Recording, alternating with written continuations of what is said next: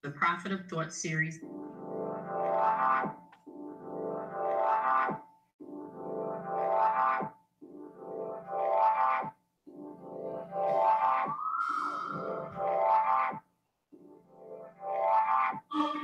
Open mind.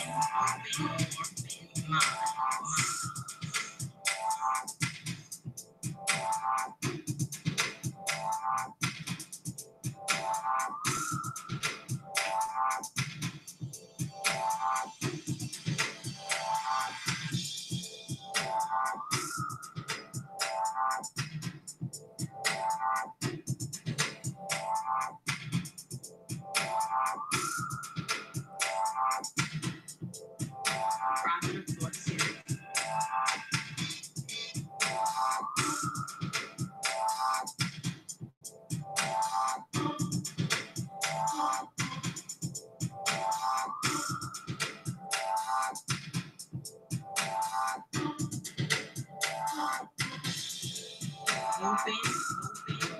your mind.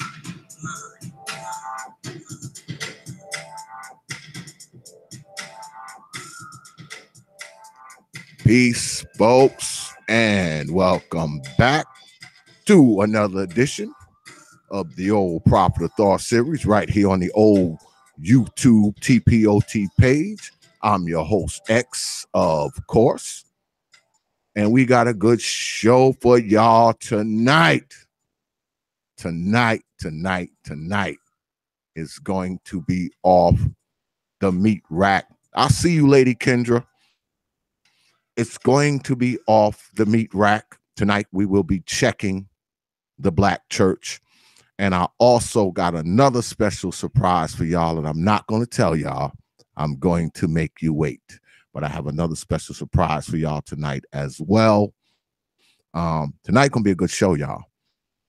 Because tonight we are going to be talking about, what's up, Brother Lacan? Simply Deep, WOTP, what's good? Yeah, tonight we are going to be checking the church. I guess I'll just wait until the unicorns assemble. Most of us, Black folks, you know, we have grown up in the church, whether it was a Baptist church, Episcopalian church, Seventh-day Adventist, whatever you want to call it. Most of us have some degree of church background. And I feel like the church has dictated a lifestyle to Black folks that maybe not in whole part, but in some part it has contributed to the downfall to some of the members in Black society. And we're going to get into that tonight. Because like I said, I mean, most of us, and I know most of us listening out there, have some type of church background. And tonight we're going to talk about it. We're going to talk about the $90 billion that goes into the Black church every damn year. We're going to talk about the pastors driving the Mercedes-Benz, BMWs, and Rolls Royces. We're going to talk about it, y'all. We're going to talk about the message that the church sends out, and do they send out the right message? We're going to ask questions if Black church is an asset or a liability to Black society. Yeah, we're going to talk about it all tonight, y'all. So hold on to your horses. The T.L.O.T, Unicorn 4, live and direct up in here tonight. Before we get started, I'm assuming that everybody knows what's going on with Lady Kendra. She still says she wants to come on tonight because you know she's a trooper. You know she's straight fire. All right, she's straight fire and brimstone. So she says she wants to come on. So she's going to be on tonight. Before she does come on, no, I just want to tell her that we are with her. Like I told y'all the other night, she is part of the TPOT fam, and TPOT, we take care of our own. So I am I'm truly amazed with the fact that she's willing to come on here tonight. And we're not going to harp on it too much. Oh, there she is now. All right. Unicorns have a symbol, so I guess I can shut up. What's good, unicorns? What's good, ladies? Hello. Good evening. Okay, Lady Kendra. Before we even get started, I wanna give you my condolences. You know, I was just telling everybody, you know, you're part of the TPOT family, you know, and if you need anything, you know, from TPOT, just make sure you let me know. You have my information, you know, and we Thank got you. your back. That's much appreciated. Thank you so much. Okay. So I guess let's get into it, huh, unicorns? Let's go. First off, before we even start, I know Lady Kendra is a Muslim, okay, but the rest of the unicorns, are you in the church currently? Are you a church girl? Did you grow up with the church? Did you what? Currently I don't have a church home currently. Okay. Growing up in the church to a certain degree with my grandmother, we used to go, you know, back in those days, the little church with the candy store down the street, 2 services. They cooked dinner in between services. You was in church all damn day. First Macedonia Baptist Church, you know, that type of church. But so I grew up in the church. Um, but then here's something funny. My mother got into Seventh-day Adventist. So I actually was baptized Seventh-day Adventist. We were doing that for a while. But outside of that, no, not really on my own, for my own volition. I go to church periodically. The last church I've been to was actually a Nigerian church that's out here in my suburb, which was actually pretty cool. The pastor preaches a good message. It's a little different than what we're used to music wise and things like that. But other than that, they do good work in the community and very close knit and big and welcoming. And they do a lot of things with the children and stuff. So I really did enjoy it. But as of me being an active church member every Saturday, I'm going to church. No, I don't do that. But do I have a Bible that's in my drawer?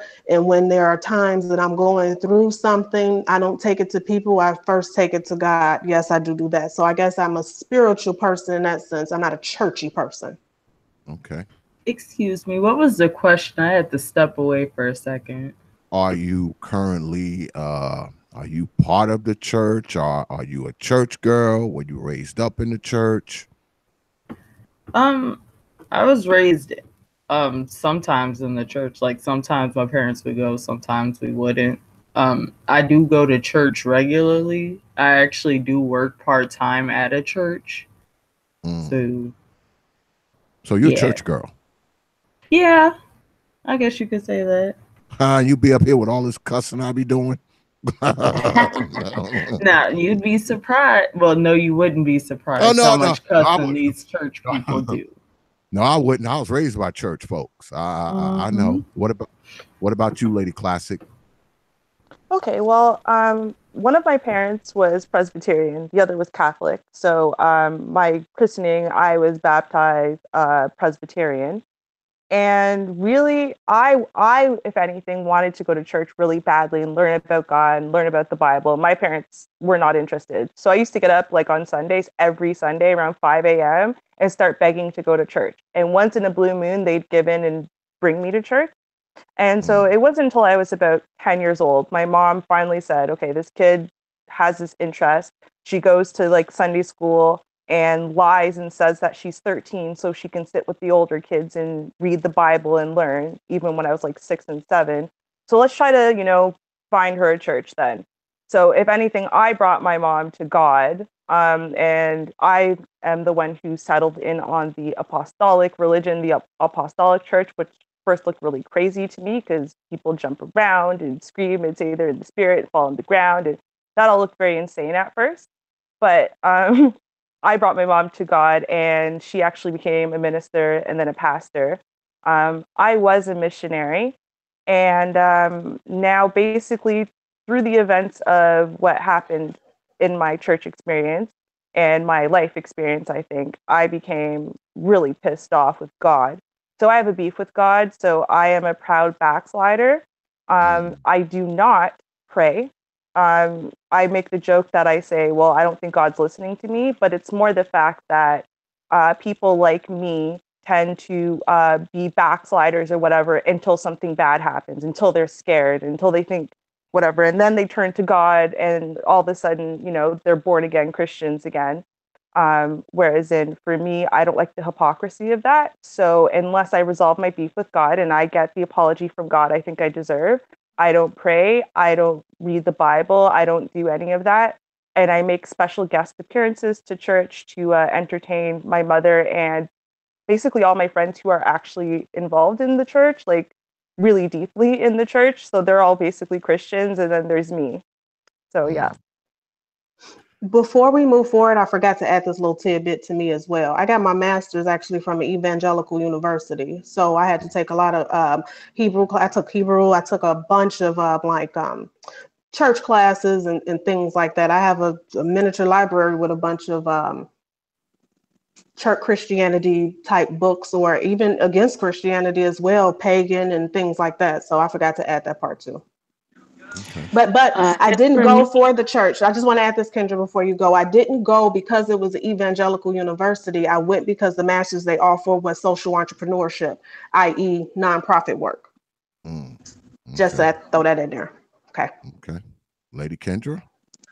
As for me, I'm Muslim now, but growing up, we were missionary Baptists. My grandfather was a preacher. My mother grew up in the church. I grew up in the church. Matter of fact, it was Church of the Living God, Temple 120 on 60th and Union on the South Side.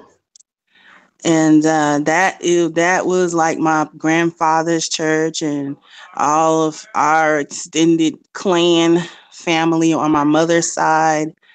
Whole thing. My dad was never really into it. He believed in God, but he was not a religious person at all. So I've been Muslim since 1996. I renounced Christianity at about 14. And I went through a period of searching, my spiritual journey and just trying to discover myself, which started at about 12.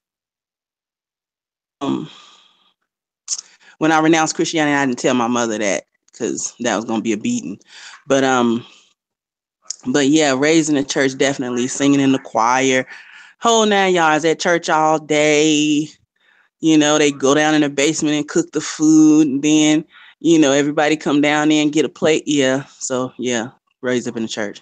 You know what I'm talking about then. Mm-hmm. In between the services, you go down and eat the meal, and then you stay for the second service. Mm-hmm.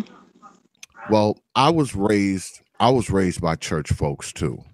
When I was a young guy, I mean, we was in and out of the church. I mean, my father had a landscaping business, so we cut the church grass, we did the church's hedges, so we was always like around the church, involved with the church. I had ministers and elders in my family. I was just pretty much raised in the church teachings. Can't you tell? But I was raised in church teachings. I got away from it when I got to be about 16. When I turned cool, I was done with church. That's kind of going to segue into what we're talking about tonight, because I know when I was a younger guy,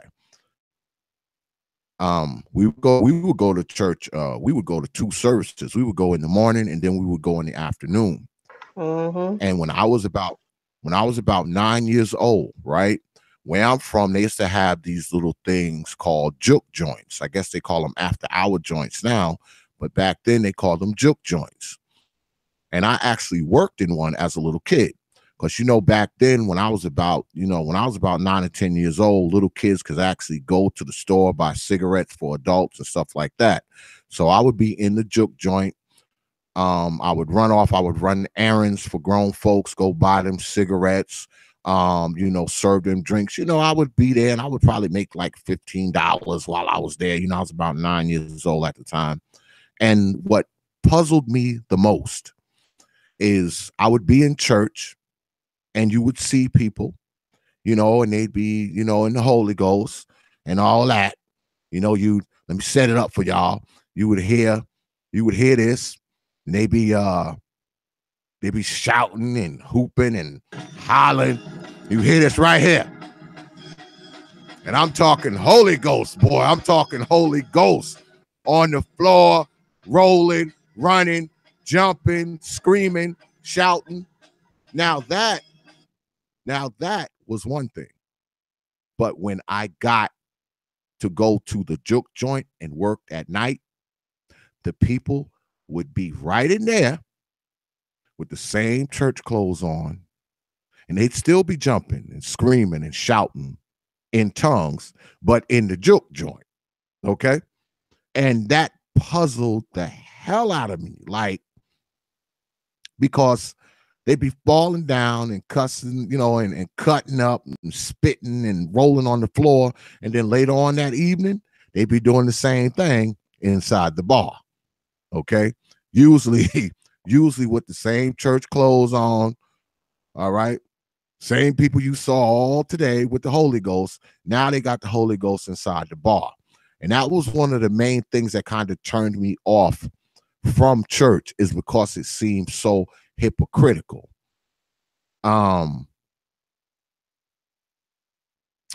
As a kid, I mean, my parents, they took offense to the fact that, I didn't want to go to church anymore, but they didn't force me. Once I felt like I didn't want to go anymore, they didn't force me. And I actually was a Muslim myself, Lady Kendra. I was a Muslim for many years when I was a young guy. I was in the NOI. I was a Muslim for many, many years. So, kind of finding myself. Right now, I'm not in church. I don't even consider myself religious whatsoever. I believe in a God, but I don't consider myself to have a religion. Now, the problem I have with the Black church, number one, the amount of money that goes into the Black church. I do believe last year, $90 billion went into the Black church. That's billion with a B. Okay. And you see none of that. Reflected within the Black community. $90 billion worth of all these Black folks' money, but you don't see any of it reflected in Black society. Meanwhile, the pastors are driving Lexuses and Mercedes Benzes and Rolls Royces, and they got helicopters and all this kind of stuff, but their congregants are walking to church. You understand? That's my main problem with the Black church. Also, the messages that the Black church give Black people, I truly believe some of those messages steer people into a poverty mind state. It steers them into a poverty mind state, and it makes them think to live in impoverished conditions. Now, maybe I'm wrong about that. I don't know. That's just my opinion about what the church teaches Black people. And I believe that the Black church, not all of them, because I'm pretty sure some good ones out there, but the Black church as an institution, I feel has hurt Black society more than it has helped. What do you ladies think about that? I think you have a good point with that. I think if you're gonna take all those tithings, like, well, get all those tithings from the people, the least you could do is, do something to help the community. Because if you notice, like around a lot of mega churches, they'll have these big, beautiful buildings, but the neighborhoods are crappy. There's high unemployment. The grass isn't cut on any of the lawns or anything. Like, they just don't do anything to help any of the people that are in that neighborhood. And you'll find that, like, a lot of those pastors, they don't even live in the same neighborhood as the people, as where their church is. So they don't really, so they're like out of touch with their people. So like I've heard of some churches, what they'll do is they'll like open up businesses around their church, and at the very least they'll employ people at the church, at least, just to do something, just to give them some sort of economic opportunity or something. I think more people need to hold their churches accountable. If you're going to go to the church, hold your church accountable for something like that. You're taking all this money out of the community and you're not really doing anything with it. I mean, do something, Yeah, I think I like to chime in on that. And also the point that you were making about the ideologies that get perpetuated in a church. On the one hand, the ideology of prosperity. And it's really ass backwards, because you have, like I said, on one hand, the ideology of prosperity, which basically says blessings from God come in the form of worldly wealth, okay, of some type. You're close to God if he blesses you. Mm-hmm. And the definition of blesses you is money, cars, wealth, homes, a good job, these types of things. Nothing to do with spiritual, nothing to do with your soul, nothing to do with what kind of person you are or anything like that. It's about riches. On the other hand, you have the ideology of being poor and being in poverty is a hallmark of the people who follow God. Now, those two things are almost mutually exclusive, because if I'm close to God and my closeness to God is denoted by my worldly wealth and my ability to amass it, then how is it also true that my closeness to God is denoted by my poverty? So now they use the example of Jesus's life and the fact that Jesus, peace be upon him, did not have wealth, yet he had a high station with God. And in Christianity, he is God, or he's the Son of God. Okay. So, and at the same time, you're close with God when you have prosperity. Now, it works because it's a hustle. If prosperity is the denotation of how close I am with God and the preacher is wealthy, then what's the connection I'm supposed to make as a worshiper? I'm supposed to make the connection that since my preacher can amass wealth, notwithstanding the fact that the wealth is mine on the 10% tithe that I give, then he must have some connection with God that I do not have, or maybe possibly cannot attain. And so when I give my money in the collection plate, I'm told that my reward is in heaven. Okay, I'm told that my reward is going to be, with God when I die. Yet, Your reward for being close with God happens in this world when you have a new Cadillac you show up in, a new Lexus you show up in. You able to go to Vegas on the building fund. The building don't never get repaired on the building fund. It's a constant building fund. I hated that damn building fund. And all of this money that you're collecting does not circulate back into the community. And that I think that's what you're alluding to, Brother Xavier, that ideology of poverty. You should be poor if you're following God. Yeah, because I believe they're telling people to remain poor without actually coming out and saying remain poor. They're not saying it, but they're saying it. They're saying it. saying the gift is in the giving, is what Yes. they're saying. Yes. I agree. That's pretty much the bottom line. I agree with everything you guys have said. I mean, you could just look around you with two eyes. You can see that it's not about the community. It's about the people leading the church. You could look around and see that. Those are facts. I can go in the city of Chicago. I'm from the South Side, so I'll keep it there. And you can see a church on the same block as the liquor store and the drug dealers and the overgrown grass and the litter on the streets. You can see people, homeless and hungry. But then you see the pastor pulling up in a brand new Cadillac.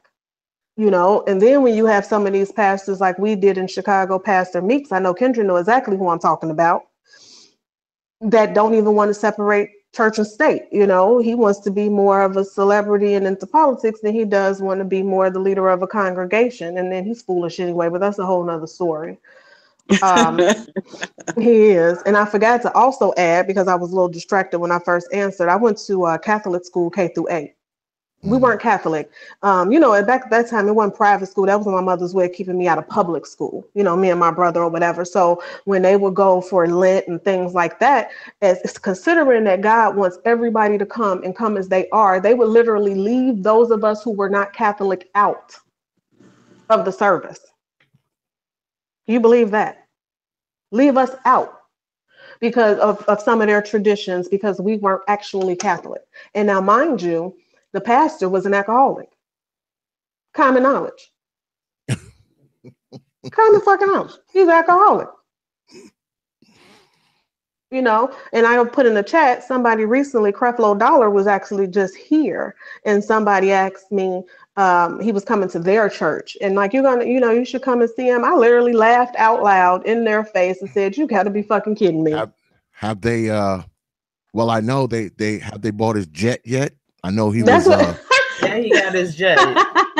That was what I told him. Say this real quick about Creflo Dollar. He's a prosperity preacher, which means he's supposed to be teaching people how to make money.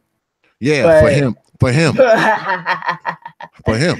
So I find that funny because like a lot of his people in his church apparently don't make any money, but he's supposed to be teaching them how to. Mm-hmm. Yeah. Mm-hmm. So I'll just leave it at that. Well, I gotta say, I mean, the concept of the rich megachurch and from that perspective doesn't really exist here in Black Church. This Black Church here is basically West Indian Black Church. But yet, despite that, there's still a prevailing concept of poverty within.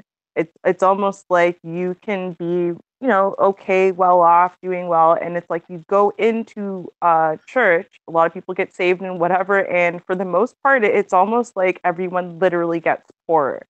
And so now having my mother, who has basically been the financial secretary in the first church that we were in, and then obviously as a pastor in the second, I can say that, first of all, here at least, most people weren't actually tithing.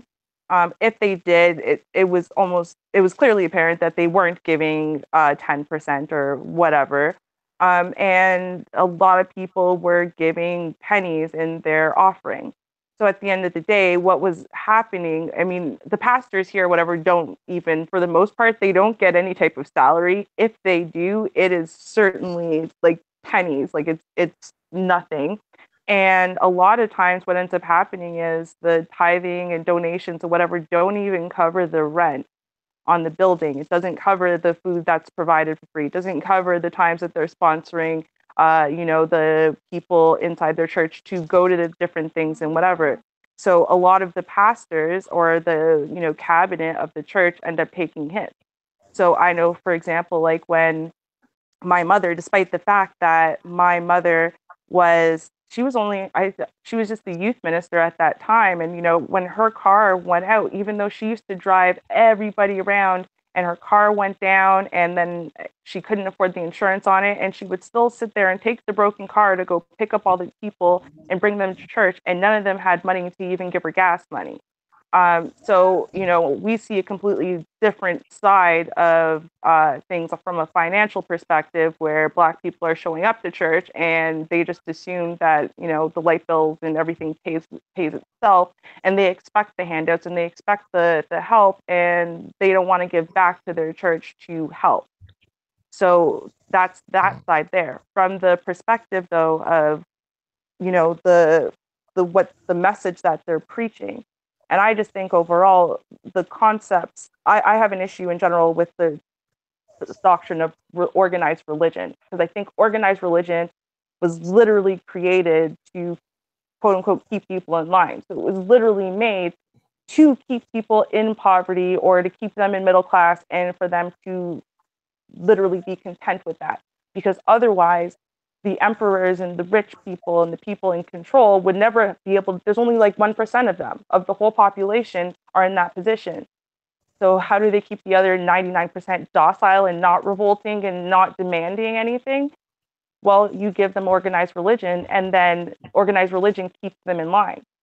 Like if you look at, I know we're talking about the Christian religion, but you look at a couple of the Indian religions, and many of them literally teach, like, if you are so poor that, you have no food, you have nowhere to live and whatever, they would literally, if you try to give them money to eat or something, they will smack it out of your hand and spit on your face, because they think that by accepting money to try to take them out of poverty at all is building up bad karma for their next life. So they think that this is the karma they earned from their previous life. The only way they can have something good in the next life is for them to sit there and take their poverty and to starve and whatever. So, you can kind of see it across the board with organized religions. It is literally there to keep people poor and then to make them happy about it. Well, my special surprise have arrived. It's the return of teacher Tanisha, y'all. What's good, Teach? Hello. Good Peace evening. and blessings, everyone. How are y'all? Good. Peace, How are Brother you? X. Peace to the 4 unicorns, aka the 4 elements. Y'all know me. I'm gonna say it. Good. What's good? What's Y'all, how y'all been? Oh, I'm even better now that you're here. Yeah. I So, say there's give that. thanks, sis. I Give didn't thanks. I didn't tell him you was coming on, Teach. I told him I had a special surprise for him. Okay, cool. That's what's up. Of course, you already know because you and I already talked, Teach, what we're talking about tonight. Yeah, the Black Church, huh? The Black Church. This is a few things. Now, like I said before, about 90 billion with a B goes into the Black church, and none of that, and you see none of that reflected in the Black community, none whatsoever. And No, not only that, if you go to any part of this country where the murder rates are the highest, the drug use is the highest, the crime rates are the highest, the incarceration rates are the highest, you know what you find on every corner? A church. Now, you would think with all these holy people that God's word would permeate all through that geographical location, but it doesn't. And you know why it doesn't? Because the people who be inside that church don't give a damn about the people outside that church. And when I talk about the people inside that church, I don't just mean the congregants and the parishioners. I'm talking about the pastor, his wife, the deacons, his wife, you know, Right. The whole entire congregation. Yeah, the ones who run the congregation. And let me tell you something. Let me tell you something. You know that God is being pimped, because that's all I think they do. I think they pimp God. Okay, they don't preach God. Right. They're not preaching God's word. They pimp God, and you know they're pimping God when, as a requirement or prerequisite to joining the church, they want you to come in there with your W-2s. Oh, that's true. Right. They do though. A lot of the churches are doing that. Right. Why do I need to show you my W-2? Right. Just to come to church? In order to even be a part of a member. Why well, do that's you that. know I mean, how much money I make. Like, I mean, come on, man. But you not to cut you, Brother X, but you know what the problem is with that is the people. I mean, in the community who attend these churches who feel that it's okay to give God their W-2 forms to be allowed to be, you know, in a building to worship the Creator, however you see fit. And I mean, whatever building, because it's not just Christians who move like that with certain things. But I'm not go into all that. But I am going to say this. It doesn't make any sense that grown people who should have more common sense than a child would feel a necessity to give a W-2, to give their bill money to building, to keep a building running. Because this is my whole thing. When these people have nowhere to live, when they have no lights, when they have no food, can they go to the church for help? I do know that there are churches at times that, you know, give out food and stuff. So that is something that I think is a plus. But I have not seen them house homeless people. I have not seen them put up money to keep a family in their dwelling, whether it be an apartment, whether it be a house. I have not seen them help somebody who just lost their job.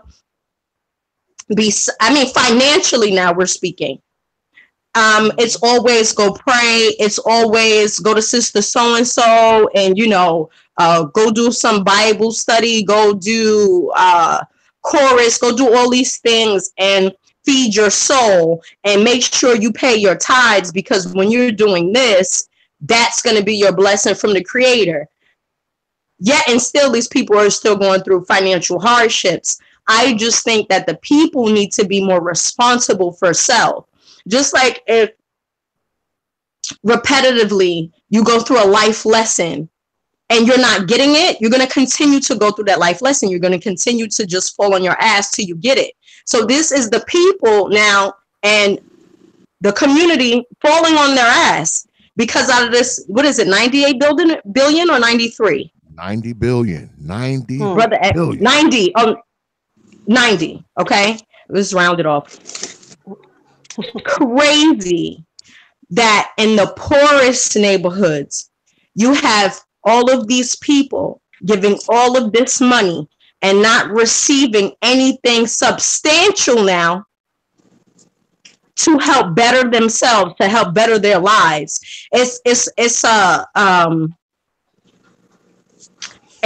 really kind of cruel game, but at the same time, ignorance plays such a major part in it, because how could a person, now if it's between me keeping my lights on and paying tithes, I'm going to keep my lights on because I have to have lights in order to see, in order for my children to see, in order to maneuver in back and forth in my dwelling, right?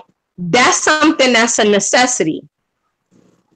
Me giving $10, $20, well, that's not even, people out here give more than that. They, you know, 100s and stuff and so forth, and big bills and 20s and counter inside the collection plate.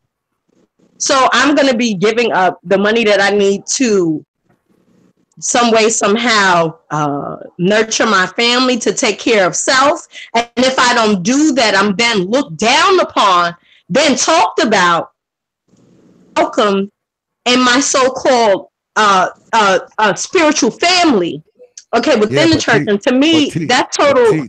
Teach. That's how you get to God. By giving up all of your money. Exactly. That's what I'm saying. When dealing with people's ignorance, this is the problem.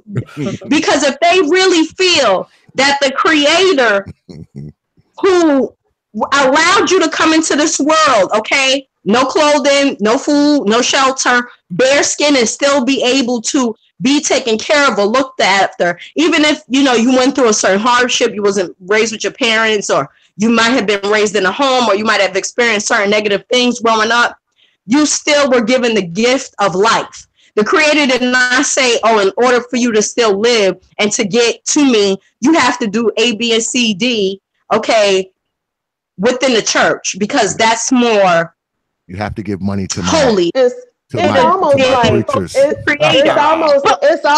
the church is. The people see that that's total bullshit because they see physically with their eyes that this is not something that is being manifested in their life. So therefore, where is the creator? Where is God? Everybody's seeking the creator in a church, in a temple, in a masjid, in a synagogue, and all of these places when the creator is in yourself first.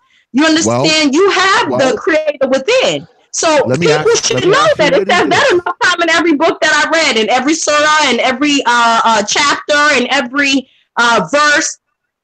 It's about self first. It's about building self spiritually. It's not about giving a spiritual God physical money that he has no need for. If the creator created everything, including currency, why would the creator have a need for it? Why would the creator tells you many times in many books, including the Quran, including the books, that it's about you elevating your spiritual self in order to get close with the creator. You have to get close with the creator inside of self first. So what I don't get is how these people don't see this. See, they have to be blamed as well, because if the church is allowed to be pimps, okay, and allowed to pimp out the creator and allowed to pimp out the word and allowed to pimp out the people, who is then at fault? Because the creator gives knowledge. So one has to know within oneself to be able to discern between the two, yes or no? Okay. Okay. Amen.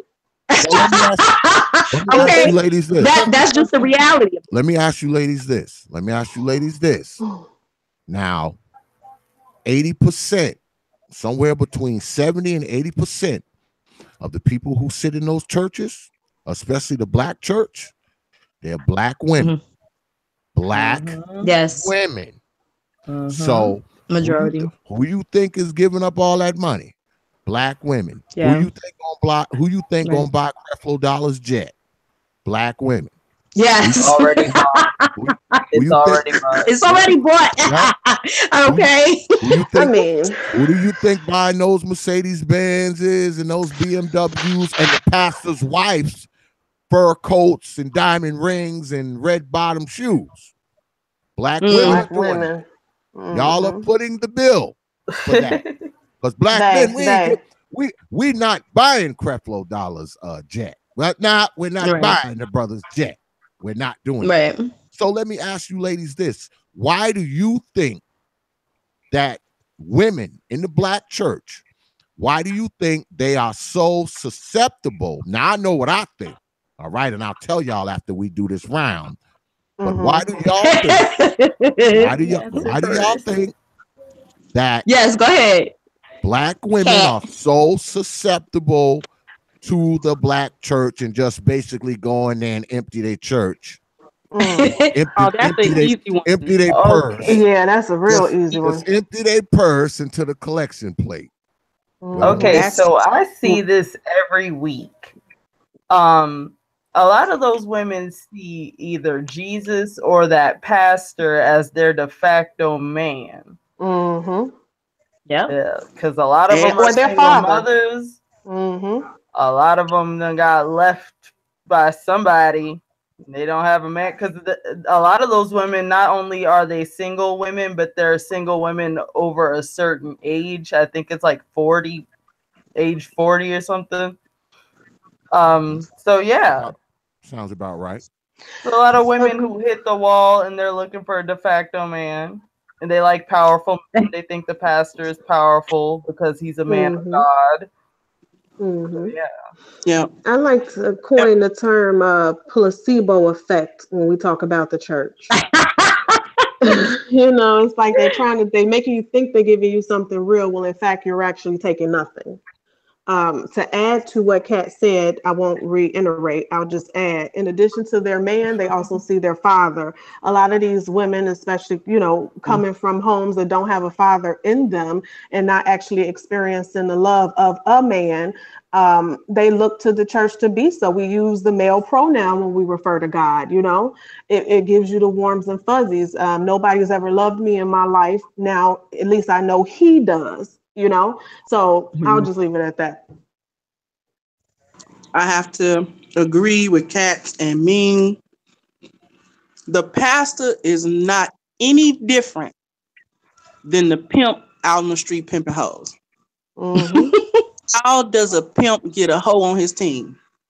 What kind of man and also what kind of woman is it that a man say something to her, convince her, talk to her, to convince her to sell her body? The pimp's not out with any John.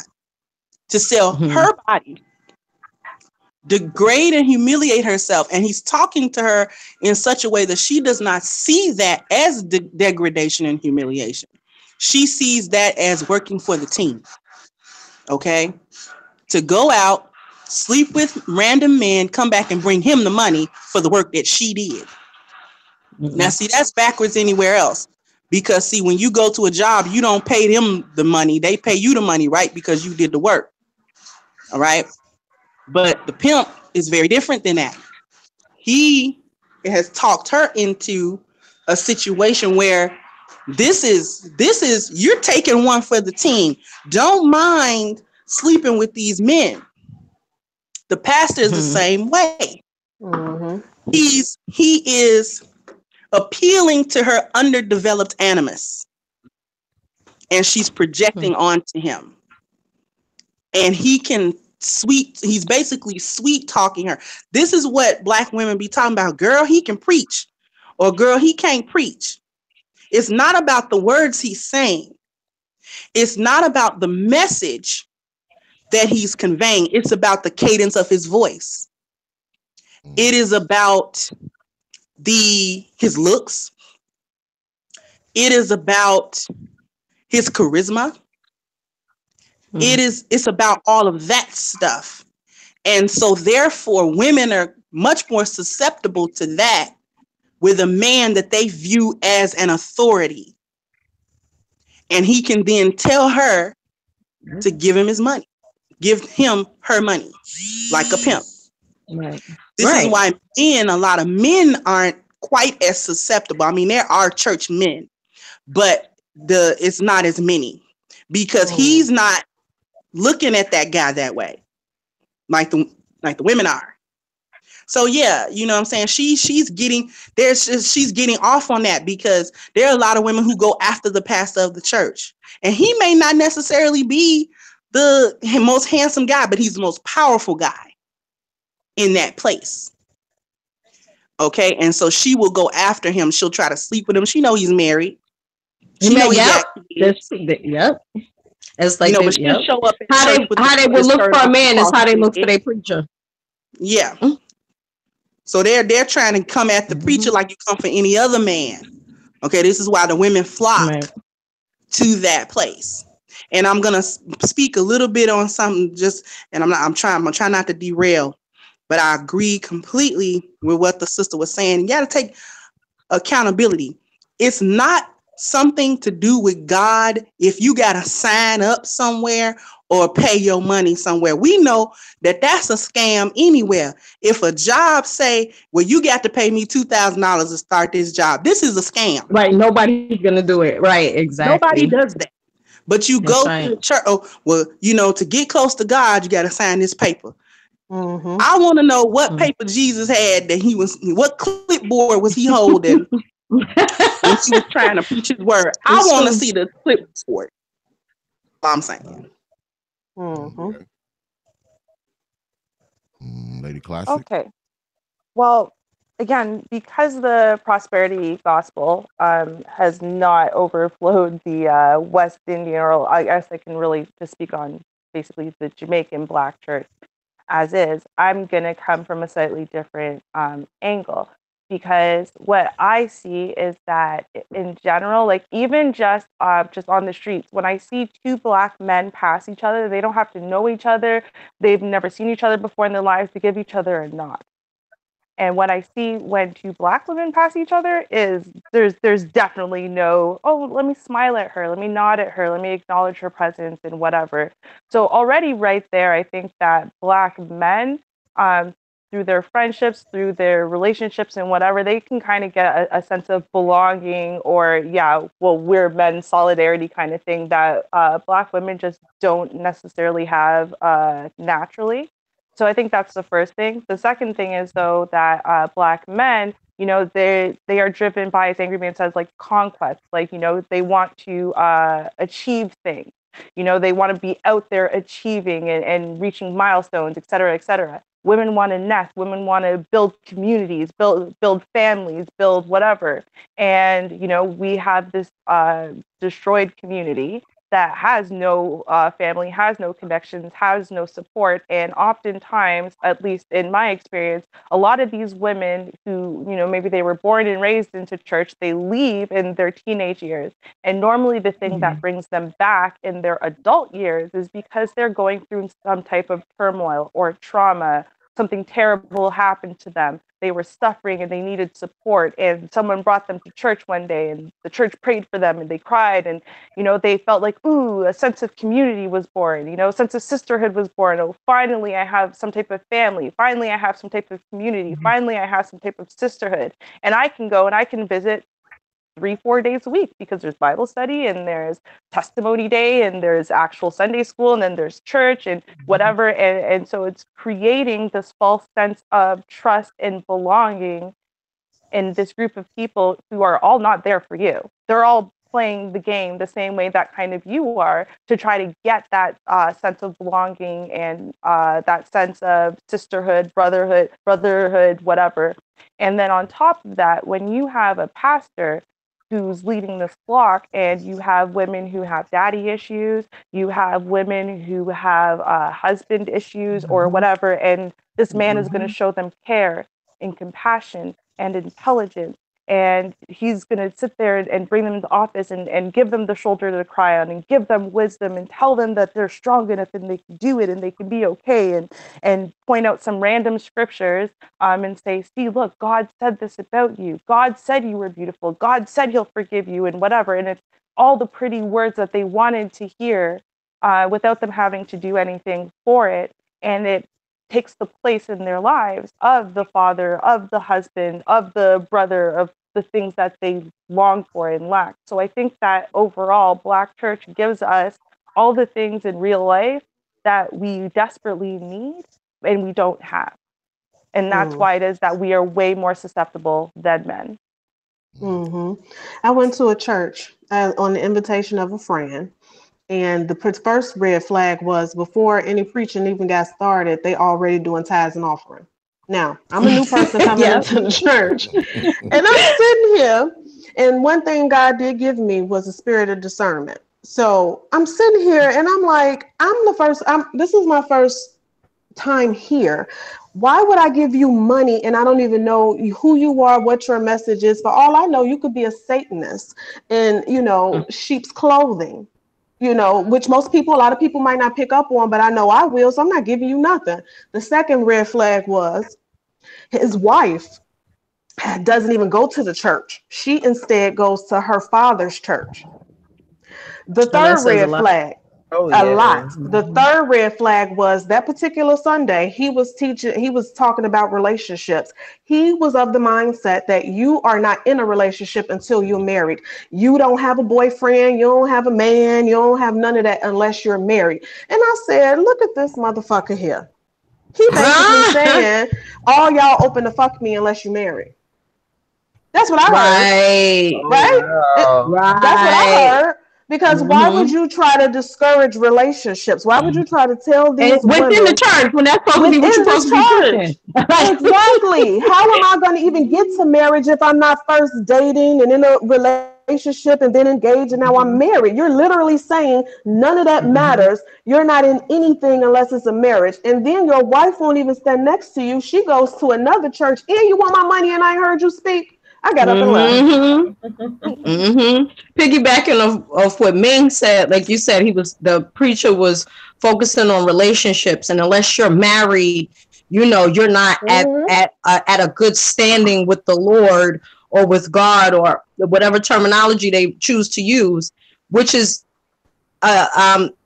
really, like all of you ladies were saying, it's working on the psyche and the emotional part of the women, because most of them feel like, I'm going to go to church, I'm going to find me a good man, I'm going to find me a good husband. Okay, I'm going to be at a part where God sees something good enough in me so I can get that counterpart, so I can get that man. So some of them are, like I said, they're going for their husband Jesus, the husband the pastor, and whoever else, but they're going like, let me see if I can find somebody. Oh, he bought a relationship, so let me see if it's somebody in here I can marry or be with, or somebody I can find compatible with me. It's like a yearning, and like y'all said, because of them not having a certain male figure or the male figure that they felt they needed within their lives to put them at a point and space and within themselves where they feel like they're good enough. You know what I mean? So it's the preachers playing the low psyche and the emotional turmoil of these women. So they feel if they give more, if they're more active in the church, like you said, Brother X, the women are the ones, pushing and giving the church power and giving them money and so forth and so on. So these preachers know this, and they know how to continuously things to wheel these women in. Now, I'm not saying that there aren't men that are also going to church looking for a wife and so forth and so on, but it's not in a large amount of numbers as per se the women. Well, this is what I think. Now, I agree with all you ladies. I agree with you, Teach. I agree with all the unicorns. We right here. We all right. We are all right here on those responses. But I want to add to that, because I believe that the reason why a lot of those women go to the church for all of the reasons that you ladies just described, I believe they go for all of those reasons. But I also believe that they go to the church not just for the reasons that you ladies described, but they also go so they can be spiritually masturbated. And when I say spiritually masturbated, what I mean is they are going there to whatever fallacies that they can't come to terms with within themselves, whatever faults they may not want to face to themselves spiritually or emotionally. When they go into that church, and they are spiritually masturbated. And I think that spiritual masturbation is somewhat addictive. It's highly addictive. And the feeling of the shouting of all of that, of the Holy Ghost of I got you, I follow. Yeah. And when something is highly addictive, just like crack, heroin, cocaine, meth, or anything else, you have no money. You have no problem spending your money on it. You have no problem. If you're a crack addict, you will buy as much crack as you could possibly buy. Right. Therefore, that addiction to that spiritual masturbation is addictive. So of course they dump out their pocketbook. Of course they'll dopamine rush. Give them their. Of course they'll give them their rent money. What, are you kidding me? It's like crack. Of course they'll give them whatever they want. And guess what else they'll do? They will go in the back office and give the pastor a blowjob if he asks them to. Yeah, I guarantee you 80%. Well, it's a lot of that going on now. Let me tell you something. That's why the wife ain't show up to church. 80% she said this nigga got the nerve to talk about relationships. He ain't even doing right in his own damn marriage. That's why she ain't go.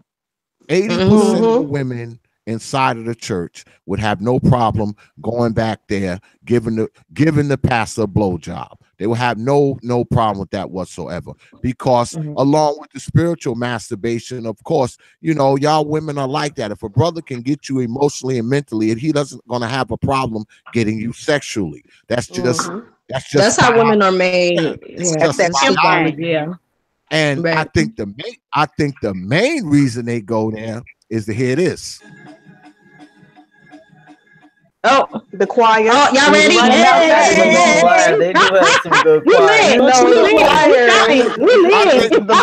The black choir. Really? You know what, Brother X? You bring up a really, really good point. And another thing it does is it helps them to hide the accountability. Yep. Yes. They hide. Yep. Like I wrote in the chat. You got only God judge me tatted across your tits, you strip. They want to go to church and hear that the devil made them do it. Right. It's not their fault. So they can't have no accountability for self. But it keeps you victimized. All the glory of God and all of this kind of so you can't upset them if you want them to come give you money. You can't say, listen, this is, there's a such thing as a devil, but he can't make you do anything. These are choices. Right. You're in your life making choices, because here you have a Bible that you're supposed to be following, that you're supposed to believe has guidance in it for you to live your life, and you're choosing voluntarily to do the opposite of what that Bible says. So when you're making these choices, there's consequences to every choice, whether it's good or bad. So you can't hold the mirror up. You have to tell them that they're queens. The church is the breeding ground for simp culture. You gotta tell them what they want to hear so they can come give you money. Because if black women don't do nothing else, they spend money on shit they like. Weave. Yep, you girl. She ain't lying. Church. And trying to stunt when they ain't got no damn money, trying to buy pink bottoms. Bitch can't afford red bottoms. She got fuchsia bottoms. You know, come on now. So black women will spend their money to support that which they wanted, but you gotta smooth them, you gotta stroke their ego, can't hold the mirror up to them, you know. And if you do kind of partially hold the mirror, you gotta come behind that. They breaking. It's a wrap. How dare you blame me for anything? Right. So if you do hold a mirror up, you got to come right behind them and say, well, it's not really your fault. God forgives. You just got to accept Jesus. You know, so they want to hear that it ain't my fault, and I can slut around and whore around and be a single mom and have babies out of wedlock and fuck my community up, and God is going to forgive me, and only God can judge me, and can't nobody say nothing to me because I'm a work in progress with God, and I'm going to give you 10% of everything I got for the building fund that don't ever get used for building. So it's a bunch of bullshit. And when I say bullshit, I don't mean the teachings that Jesus had. I mean that hustle that they run, the pastors in that damn church. And it runs so deep. I told you guys separately about an instance I went through where I walked out my bedroom door with a gun to my head. I won't give y'all the details right now because it's not the subject matter, but I didn't get raped or anything at the end result of it, but I called on God in the middle of it. You know, I started the Lord's Prayer, and the dude actually said to me with a gun to my head, you know what, I'm not even going to do you like that. And he left. So the next day, because that whatever day of the week that was, and then Sunday came up, me and my girlfriend actually got into it because I didn't go to church that Sunday. At that time, I was living in St. Louis at the time. I was going to a Kojic, church, and I didn't go that Sunday. And she telling me like, you know, he saved you, you have a responsibility, and yada yada yada yada yada. And I had to tell her, Joy, you sit up in my fucking church sleep. So what damn difference do it make? You know what I'm saying? What difference is it that I'm not going and you're asleep? I think you're in more trouble than me. If that's the case, that's right. You know what I'm saying? That we're gonna assess blame, but I brought that up to say is some women are so tied to the church that they will go come hell or high water and will do whatever. They're not even really there for the word. They're just there to say face, show face, or do what they think is required of them, or find a man or whatever you want to add. But it's not about what you're actually supposed to be at church for. And I know that because I went to her church before and saw her sleep. So, wow. And you trying to shame me and tell me because God spared me from something. Well, he only spared me because clearly we got a relationship that has nothing to do with whether I'm sitting up in a pew on Sunday morning. That's clear. Or it's not. Evident. That's right. That's right. I just had to bring that up when we talking about like these women. Well, you gotta think. The black church has steered black people in a direction. Because I'm a true believer. This is my opinion. Okay, I'm speaking for X. I'm not speaking for anyone else. I believe that the black church is at the crux of a lot of the problems that exist within black society, and I'm going to tell you why. Not just do they preach a message of you be poor so I can be rich. Not only do they preach that message, they also have a tendency to, their messages are anti-family. Their messages are anti-community when you think about it. Because and I spoke about this last night with Brother Cerulean and Brother Valdez and Brother BJ, within the black church, you don't hear these preachers. I know they did back in the day, but nowadays you don't hear these preachers preaching about family and marriage and community. No, they don't preach that kind of stuff anymore. They preach individualism. They preach that Jesus is your husband. They preach that give me money so we can build the church and I can buy a helicopter and, I can have a mansion. I mean, they will literally come into that church and ask folks for money for them to buy shit. Literally. They will literally say, well, I need this. God said I need a plane. God said I need a limousine. God said I need a helicopter. God said I need my own private high-speed train. And y'all need to buy it for me. And y'all need to buy it for me. So you have the church. Not only are they browbeating and brainwashing people with spiritual messages and spiritually masturbating them, they're also telling people messages that will keep them distracted from their own lives and their own station in life. Because when you have poor people going to church and you're telling them, hey, give me your money and God will bless you, these people don't have anything to begin with. So if you're convincing them to give you the little bit that they have, what kind of mind state will they have after that? I mean, because now you are leading these people by the nose and they're getting poorer and poorer, but thinking they're getting spiritually richer and richer. It's a brainwashing. And I believe that is a detriment to black society, because if we pulled a tenth, okay, we pulled 10% out of the black church, 10%, that would be $9 billion. Do you know what $9 billion could do for black society? A whole lot. $9 billion could do for black society? Forget the 90 billion that they get. 9 billion. If we just took 10% of our money back and took that money and say invested it in a black bank, a black school system, a black community, a black something, a black politician, black politics, whatever, what would become of that? because you got all this money going into the church, and the people who are spending that money within the church, they are getting nothing in return for it except spiritual masturbation and fairy tales. That's it. That's all they're getting. They're not getting anything else. Am I wrong?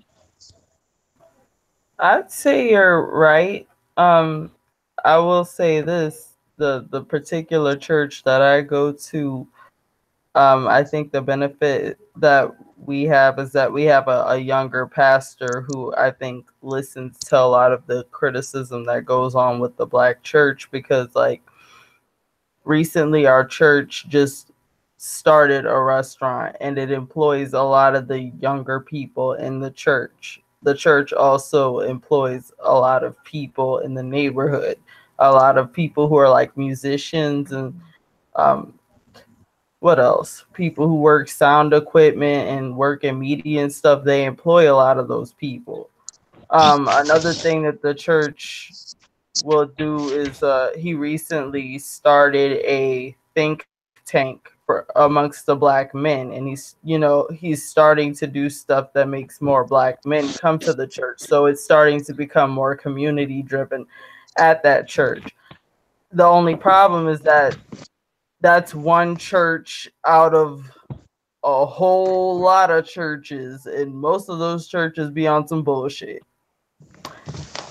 I don't know what's wrong with these churches.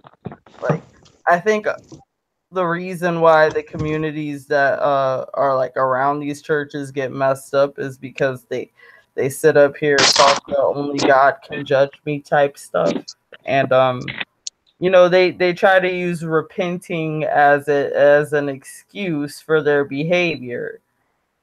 They'll be like, well, I'll go get sloppy drunk at the club, go sin, come to church, repent to God, and then be back there the next week doing the same exact thing. But when I was younger, my grandfather, who was a minister, he explained to me that the way repenting is supposed to work is if you make a mistake and you ask God for forgiveness, you're supposed to not do it again. You know what I mean? But like a lot of these pastors, they just say, oh yeah, just do whatever you want. And I think the reason why they let people do whatever they want is because it goes again back to the women. They're trying to pander to the women. They're trying to get the women's money.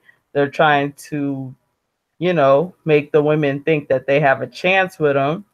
So the women will be like, oh yeah, girl. Yeah, I'll give them all my money and stuff. But you can bleed my pockets dry. That's gonna be my man. Right, because really and truthfully, you're only supposed to like tithe 10% of your income. Mm-hmm. You're not supposed to, give them every dime. I've been to churches where like they'll pass the collection plate like 3 or 4 times, and it's like, why?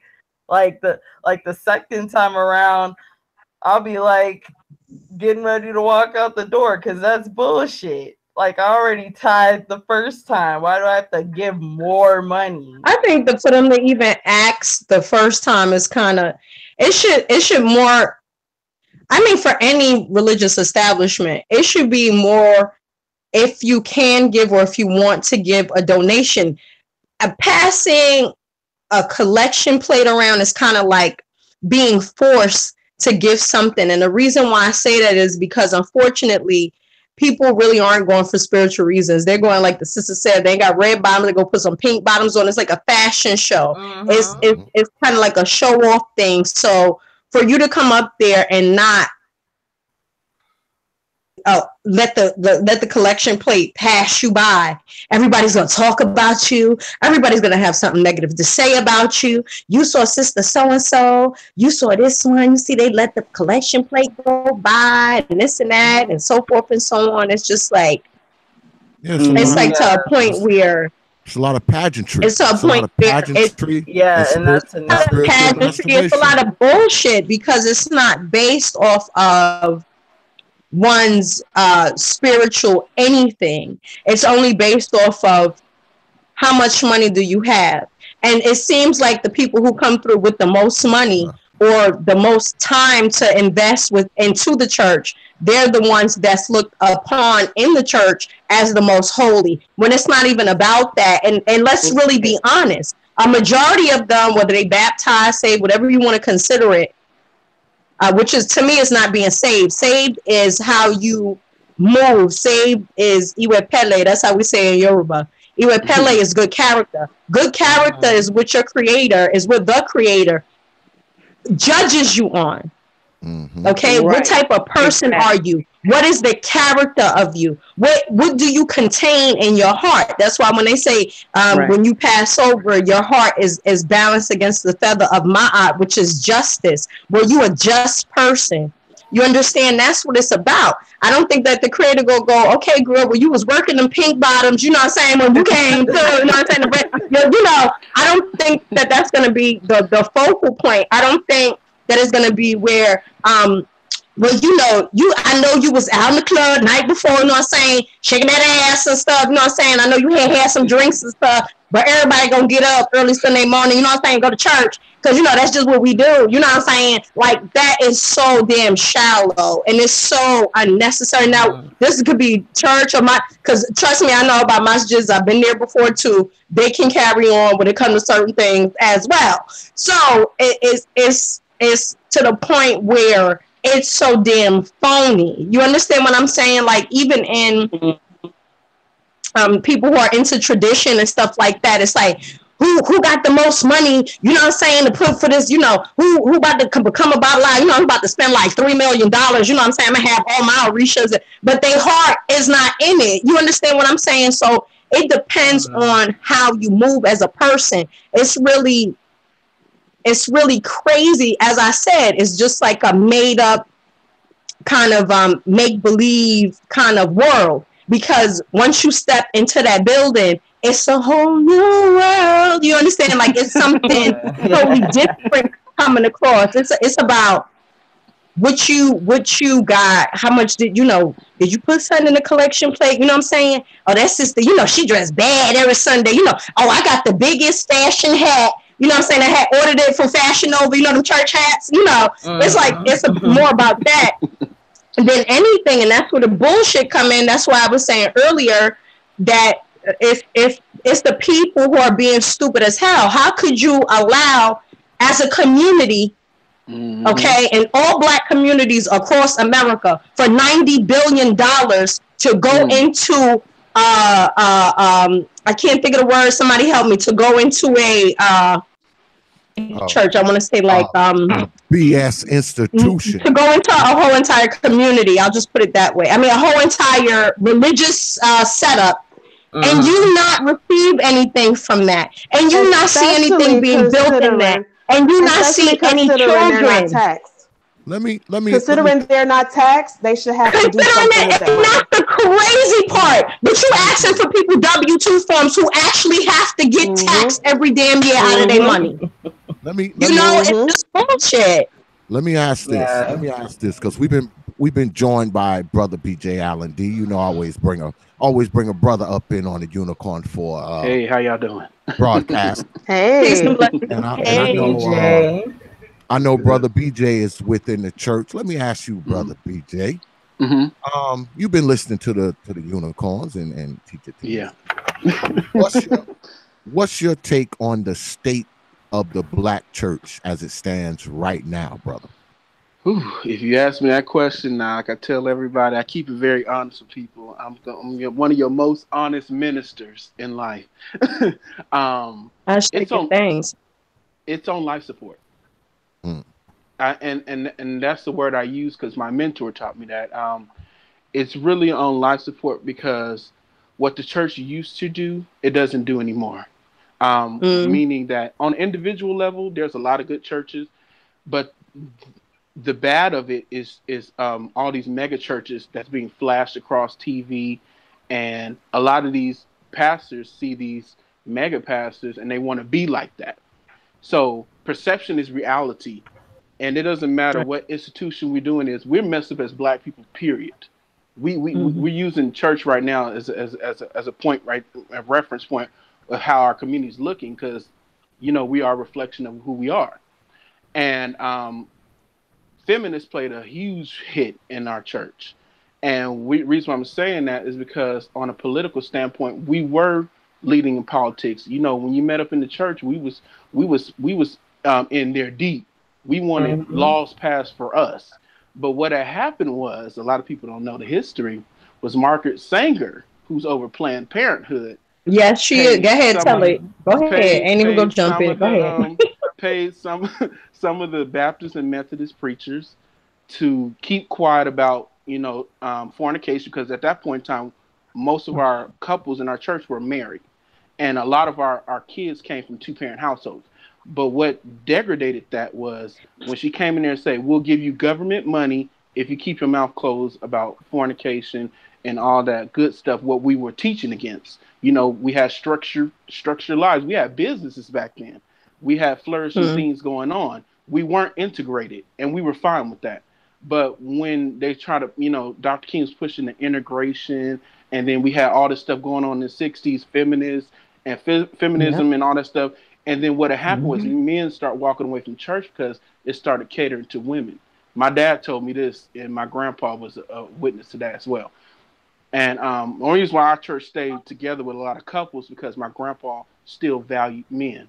But what did some of these other churches did? They didn't value men. And what they did, they were catering to women. And then what really blew it up was Bishop T.D. Jakes, his messages on Woman Thou Art Loose. And it was catering to all the women. And his book he wrote the book called My Mama's Sayings. You know, what grown man is writing about what his mama saying all the time? That sounds very cupcakeish. But it helped us in the single mothers in the community to say, well, let me hide my dirt and I could feel good about this. But if you ever come to a real patriarchal church where how the Bible really was written and how you're supposed to live, because that's where I come from. And when I seen these other churches, I'm like, this is like the alien. Who is these people? My dad be like, this is why we don't visit too many churches, So when I seen that growing up, I was just shocked, like, that don't look nothing like our church. And my granddad had to sit me down and say, son, it's a lot of foolishness going on. And he explained it to me. And my mentor put an extension, gave me the history of what happened. And a lot of people are stuck in the slave mentality. And you ask a lot of Christians, they don't read their Bible. And I'm like, dude, that says that in the Bible. They're like, what? You brought that out? I'm like, yeah, because I'm studying. And that's one good thing I want to say about the real churches. They will tell you to read the Bible for yourself. They would tell you, no, you need to study. Don't rely on what I'm saying because I might trick you. And they will even say that. They say, you don't even know what I'm talking about. I might be tricking you. You wouldn't even know. And that was the good teaching I got as a young man in Christianity, where they told you to look for it for yourself. Don't rely on a man to tell you something because a man could be tricking you. And that's what they did teach in the old church. But now we went back to slave mentality again, and you can see it all in our culture where we're confused. We're trying to figure out what we want to do and what we're going to do. Say this, and you see people dividing, fighting over this, man, woman, fighting over YouTube all the time. I'm like, what is going on? But it goes back to unstructured living and anti-trust. We don't trust each other anymore. Nobody trusts nobody. Do you believe, Brother BJ, that the black church has stoked that? Have they stoked the message of us not trusting each other, but trusting within the church, the pastor, the church as an institution? Do you believe that the church has stoked that distrust amongst black people with their teachings? Yes, some of these churches have to take blame for that. Like one thing I could tell you is, that's one thing we don't do at our church. We don't let women come to the pastor and tell them about their husband business. We say, honey, you go talk to your husband about that. That has nothing to do with us. That's your man. Even if your man don't come to church, you still respect him as a man. That's one thing we don't play with. We don't play with people's marriage and stuff. But a lot of churches I've seen do play with people's marriages, and they're gonna take a real huge account to that. If folks saying they believe in afterlife, well, there's gonna be a hell for you when you do stuff like that.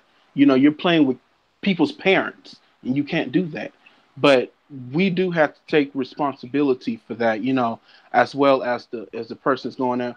But I kind of, it's real crazy when I think about it. Like I said, it's alien to me until my teen years started seeing all this stuff going on in other churches. Didn't see it too much in my church, but it it plays a huge part in our community, because once they let the gap down without giving people personal accountability, that's where it all fell. And I want to add on to the back of that, the playing with people's family, and Brother Xavier mentioned it as well when he was saying that they don't talk about keeping families together, and they don't talk about these values we're supposed to have. That is because Christianity, the way in which we were given it to us, gatekeeps for white supremacy. Let's just be real. Mm-hmm. It gatekeeps for it. Yep. We were given it in the form, the bastardized form we were given it when we were enslaved, in order to keep us in line and keep us worshiping white people. Yep. That's worked to keep us enslaved. So they had to give us a bastardized form, because if you give somebody the truth of God, they can't be enslaved. Right. Exactly. They can't be enslaved. They can't. I mean, it's so bad to the point where they said, when everybody went, well, it said he had copper, it was burnt in the furnace, and that sounds like black folks. Well, it don't matter what color, Jesus or Esau was, and all, it. I'm glad you said that. And so I was so happy that the brother even mentioned Planned Parenthood and their role in the church, because that right there, let them fornicate, let them do whatever they want to do. What we're gonna do is we're gonna give them a way out, because we don't want them to have trust in any type of creator, right? Okay, in any way, any shape or form. So when they come and they commit this grave sin of, because that's what it is, of taking a life, they can then, after doing this act, go get repentance and go get it's okay, right, from the church. You understand what I mean? It's kind of like the family unit. This all works to destabilize the family unit. And as long as the family unit is destabilized, who are they targeting? The females. Because the females, they gatekeep for child rearing, bearing, and family and legacy making. So we gatekeep for that. So you always must subvert the female, because she's easier to subvert than a male. Right. Okay. Yep. And she's the one that runs the children. She raises the children. She instills certain things. She's going to indoctrinate her children on her own. Okay. This is the purpose of subverting her, because she just indoctrinates children. The men aren't going to do that. The women do it. And so, and this is them using a woman's nature against her. So we were given this during our enslavement in order to keep, because we were stripped away from whatever religion we were practicing. Some of that was Islam, because they came mostly from the west coast of Africa, but a lot of that was also whatever the tribal religion was, you know what I'm saying? The spirituality was that we had. And so to cut that from us and give us a bastardized form of Christianity that they came up with, that has nothing to do with what the prophets of the Bible were talking about. And then they put a white Jesus up there, worship him. That's not a mistake. So they want you to look at a white man and see God. Okay, they want you to look at a white man and see God. And so when they do that, this enslaves you. This is a brainwashing, okay, that perpetuates and continues. So now we're seeing the results of all of that brainwashing through all of the years to gatekeep for basically white supremacy, because that's who gave it to us. That's who fed us the lies. So it continues to destabilize. This is why, don't talk about fornication, because we want them to not create stable family units. And when these bastard children that they're so ashamed of come about, we'll kill them. Right. Give you a way to kill way it. ahead of time so that the mother don't have to be embarrassed. Right. And only God can judge you. So it's such a man. I'm gonna stop talking. Y'all And you know, Well, you brought up a good point about that because I'm sorry. Go ahead. Go ahead, brother BJ. Go ahead. No, I'm saying I was agreeing with Kendra was saying because at the end of the day, when you do that, you destroy units like that, and again, it brings back antitrust with one another. You know, you don't trust God, you don't trust your spouse anymore. You barely the kids don't trust the parents because they like, well, you said God will keep us together and units stay together. So it breaks a lot of stuff down. But I'm gonna let they don't even trust themselves. They start to have self-doubt. They can't even hold their own thought. Obviously, if they think that they need to put $90 billion and still not receive any spiritual healing themselves. Let me say this. A lot of us, Islam, pardon, not to cut you because this is mentioned Islam. The Arabs was the first ones to pop off with any slave trade. So a lot of our traditions, like for instance, in the Congo, it's called Nkisi. Here they call it Palo.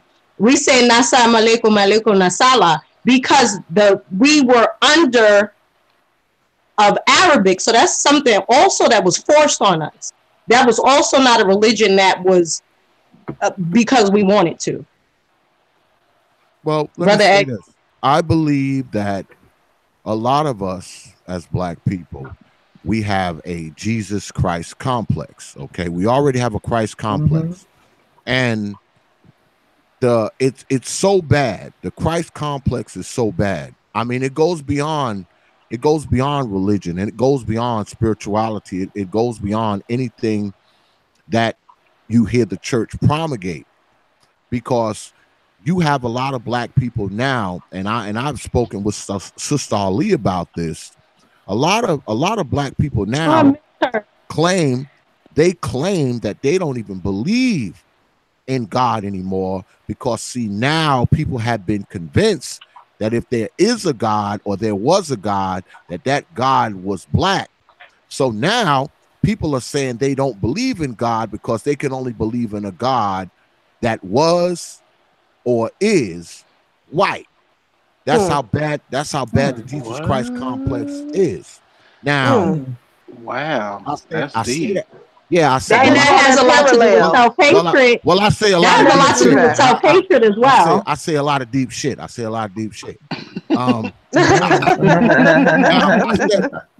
that to say this, because we as Black people, right? Most Black churches you go to, you will see a white Jesus in there. Most of them, not all of them now. I'm like, they changing the ancient Ethiopian churches to show European angels now. They ain't never had that. Yeah. You will see the white Jesus. Now. Yeah, you'll see the white Jesus in there. Don't get me started. What the Black Caesar church? Borgia guy? Yes. This is gay lover. Yes. Pedophile. What the Black church? Oh yeah. Yeah. All that. Oh my God. Okay, go ahead, Brother X. I'm trying. I'm gonna start muting y'all asses in a minute, because remember, I do control the board. Sorry. Now, what I say that to say this: when you have a group of people who are subjugated, and Lady Kendra spoke about this earlier, when they are subjugated under a religion due to the fact of a religion, that group of people who have been subjugated over the course of 400 and 500 years, they have this Jesus Christ complex. All right. Now, if you take those very principles and put a Black face on them, you would think that putting a Black face on them would change the perspective, but it has had just the opposite effect, because Black people are still willing to be subjugated. They are still willing to be taken advantage of, and they are still willing to be brainwashed, even though the person who's promulgating the religion, the person who's promulgating or should I say, being a catalyst to the Christ complex happens to look like them, they are still under a slave sort of mentality. They are still under a slave kind of way of psyche mindset. And that's the thing. I believe the black church has control over so many minds in black society that they are one of the biggest reasons that a lot of black people in black society are lost. Yeah.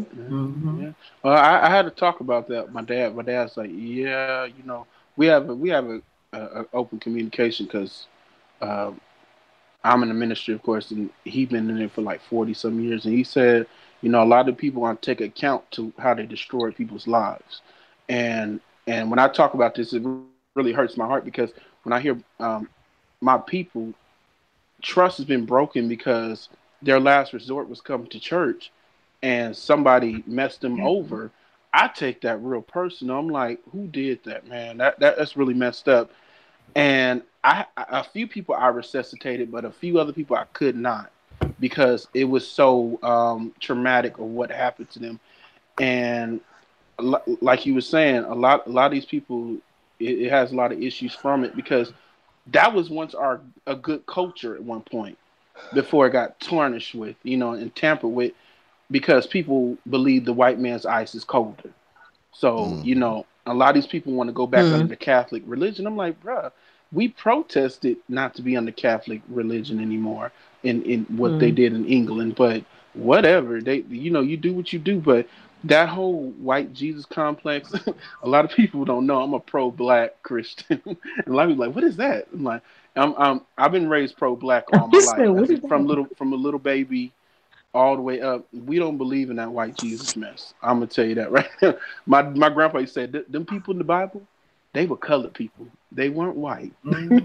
and it's so funny that another elder had told me that years later. Like, what you mean? He's like, you know, those ain't white folks. That's why white folks use it against you because they seen it working for you because you're spiritual people already. And they hated it, and they went and messed up your families along with it because they feel like they still can slave your mind, which we are in an oppressed country. And whatever the white man says, what he says on TV about your image, you'll believe it. We have sisters hating themselves because stuff on TV tell them that they're not up to standard. And I hear brothers keep regurgitating it, talking about, oh, they fat and this, that, and third. So a lot of the stuff, you know, stems back to us not telling people the truth. That's and true. some of these churches do lie. I'm not going to cape for them at all. Like I said, I'm the most realist minister you're gonna hear, and I just don't agree with some of the stuff they're doing to people. It's just sad. Well, let me ask the unicorns this. If say for instance, at some point, some of the church, let's say we got rid of half of the churches within black society. Okay, we got rid of half of them. Do you believe that black society would be better off or worse off? Would there be more crime? Would there be, you know, let's just say half of the churches, say I went all over this country where there's churches and we just tore half of them down, right? And we made it so that half the people that go to church now could no longer go. What do you ladies believe would be the direct result of that? Would life get better for black folks or would it get worse? I think it wouldn't change. I still think there would be too many churches in the black community because, like, here in New Orleans, I remember a couple of weeks ago, I was walking down somewhere and there was like 3 churches in this neighborhood. Now, they had one really big church and 2 small churches. And see, in New Orleans, the way it's set up, a lot of your businesses and a lot of your churches and your schools are in buildings that used to be houses. So like when you're driving down the street, it looks like a house. But when you walk up to it, it's actually a business or a church or a school or something. So I'm sitting up here looking like, okay, you have this one big church, and you got two small churches. I highly doubt that the two smaller churches have that high of a membership. They could just get rid of those two churches and, go to the big church. The thing is, like, my thing is, if you're going to have a Black church, they need less of them, but we still would have a lot of churches. Like getting rid of half of them, there'd still be way too many in there. I think she like that's not enough. Yeah, like enough, I think you only need one for like every 2 neighborhoods or something, right? If you just have to have a Black church, and then they'd all have to be revamped. They'd all have to have some sort of code. Like all the Black pastors in America would have to go to like some sort of convention, some secret place where no white people are there, and they'd have to like come up with a set of rules and checks and balances, and the people would have to report and say this pastor is holding up his end of the bargain in terms of how he's handling his church. Like, not only would we need to get rid of a lot of churches, like cut a lot of fat, but we would also have to reorganize a lot of stuff too. So it's not just numbers, but it's also organization. Agreed. Mm-hmm. Anyone else? Well, I entirely agree with Kat in the fact that I don't think that there would be any change. I think that the way that Black church has spiraled down, and not just from the prosperity gospel, but from so many other different, even the ones that don't suffer from that, suffer from just as much dysfunction ultimately. And like I said, even here, you have a thing where you join Black church and you literally become poor, despite the fact that there's no prosperity gospel and the pastors are just as poor as the parishioners.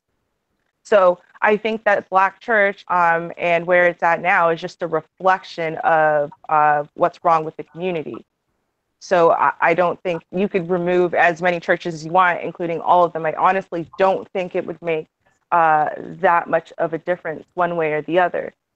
I do think, though, that, because I was listening to what everyone was explaining, because, again, I'm not in America, so I can't really describe the American churches. But what, I remember having conventions here in our church, and I remember on occasion we had this pastors or elders or whatever come, and they were younger, and I just remember thinking, like, I didn't know that Christian folk could look like that, because they looked like, normal people, and they looked like they were put together, they looked like they cared about themselves and they took care of their bodies, and just stuff like that. And here, one of the things is in Jamaican Black churches, like, you join the church and you almost end up looking like you're homeless. Like, you wear really drab, ugly, overly baggy things. The men just always look like their suits are run down and ill-fitting with their too shiny shoes, and it's like they weren't like that before they joined church, and it's almost like they feel like they have to be as nondescript and homeless looking as they can almost. And I just remember having like I said, them coming and saying, oh my God, like it's not a sin for you to look like a person, it's not a sin for you to care about what you look like. And I remember no, seriously, because that was what my church was basically preaching. And I remember this one elder, I'll never forget him, Elder Young. Even remember his name, and I was 13 years old. It was 20 years ago. And he had, you could see even under the suit, well, he was wearing like a vest and, the buttoned up collar and whatever. And he had the most gorgeous body. You could see it through. It was like massive. And his wife was gorgeous, like Coca-Cola bottle shape, beautiful face. Not like she wasn't wearing too much makeup or whatever. She actually had her hair in a natural style and whatever. And, he was talking about it. He was saying, like, Christians let themselves go. And you're supposed to be the salt and the light of the earth. So, and so me and my wife are supposed to stay married together forever and go through the ups and downs together, and she's supposed to let herself go, I'm supposed to let myself go, and then we're supposed to stay, well, you're supposed to love me anyway, sleep with me. Like, no, that's why I go to the gym and I hit the gym, so that way she gets to come home to this and I know she's not going to stray, etc., etc. And I remember listening to him preach about that. It blew my mind. Like it was so revolutionary to me. And, you know, I remember, like, you know, visiting other churches, and they're talking about the fact that, yeah, in some ways, church is kind of like a Christian dance hall, for lack of better words, but it's because, you know what? Yeah, no, they did. And the reason why is because... and it's because ultimately, you know what, for the youth especially, all your friends are going out to the nightclubs and to this and to that, and you're choosing to come here, so you should be able to come here and dance for Jesus. You should be able to come here and feel good for Jesus and sing for Jesus and clap your hands for Jesus and whatever, but it shouldn't be austere. It shouldn't be about you, you know, like, oh, I'm too scared. No, you want to move your hips a little, you know, if you want to, like, you know, it's about come as you are. So if all you've got is your $5, wear that. But, you know, if you've got, you know, a little bit of money, you want to splurge on yourself, you know, come as you are. But you want to dress up to the T for Jesus. Don't dress up to the T for, you know, for a Saturday night club night, and then you come here in your little job something, right? So these are all the things that, for me, it's like, those are actually good things. They're good principles and they're good concepts. And, you know, church in and of itself can actually be a positive thing. It's being bastardized, right? And so there's something wrong with our community in the fact that we have these people who take these opportunities, who see these openings, like Creeflow dollar. And what do? They seize that opportunity and they go, oh, look, I can bastardize that part of the gospel, and they do it. And our community is so susceptible to it. So I don't even think it's about eliminating churches or even eliminating aspects of what I think Black church in America does well. It's more about us, you know, going towards the heads. So going after these pastors that are bastardizing the gospel and bastardizing the Bible and getting them the hell out, you know, cutting out the poison from the head instead of just cutting out, you know, little people and people on our level in the community who are just living.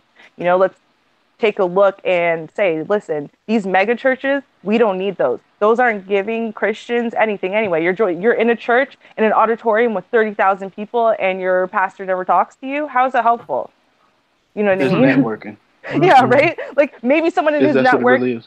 Yeah, you can sit there and set up an appointment to talk to someone in his network in you know, 3 to 5 weeks. Your emergency is right now. You know what I mean? So I don't think that the mega churches are good. I think if you were to shut down a lot of the mega churches, it will go back to normal. Yeah, exactly, because it's the mega churches that are really destroying it. I agree. Anyone else? Those are all good points. And I totally agree that the fish stinks from the head down, so you got to cut the head off. No pun intended, since I said fish and we're talking about church. But it just dawned on me after I said it. But I totally agree. You'll have to fully eradicate the church in order to see a difference.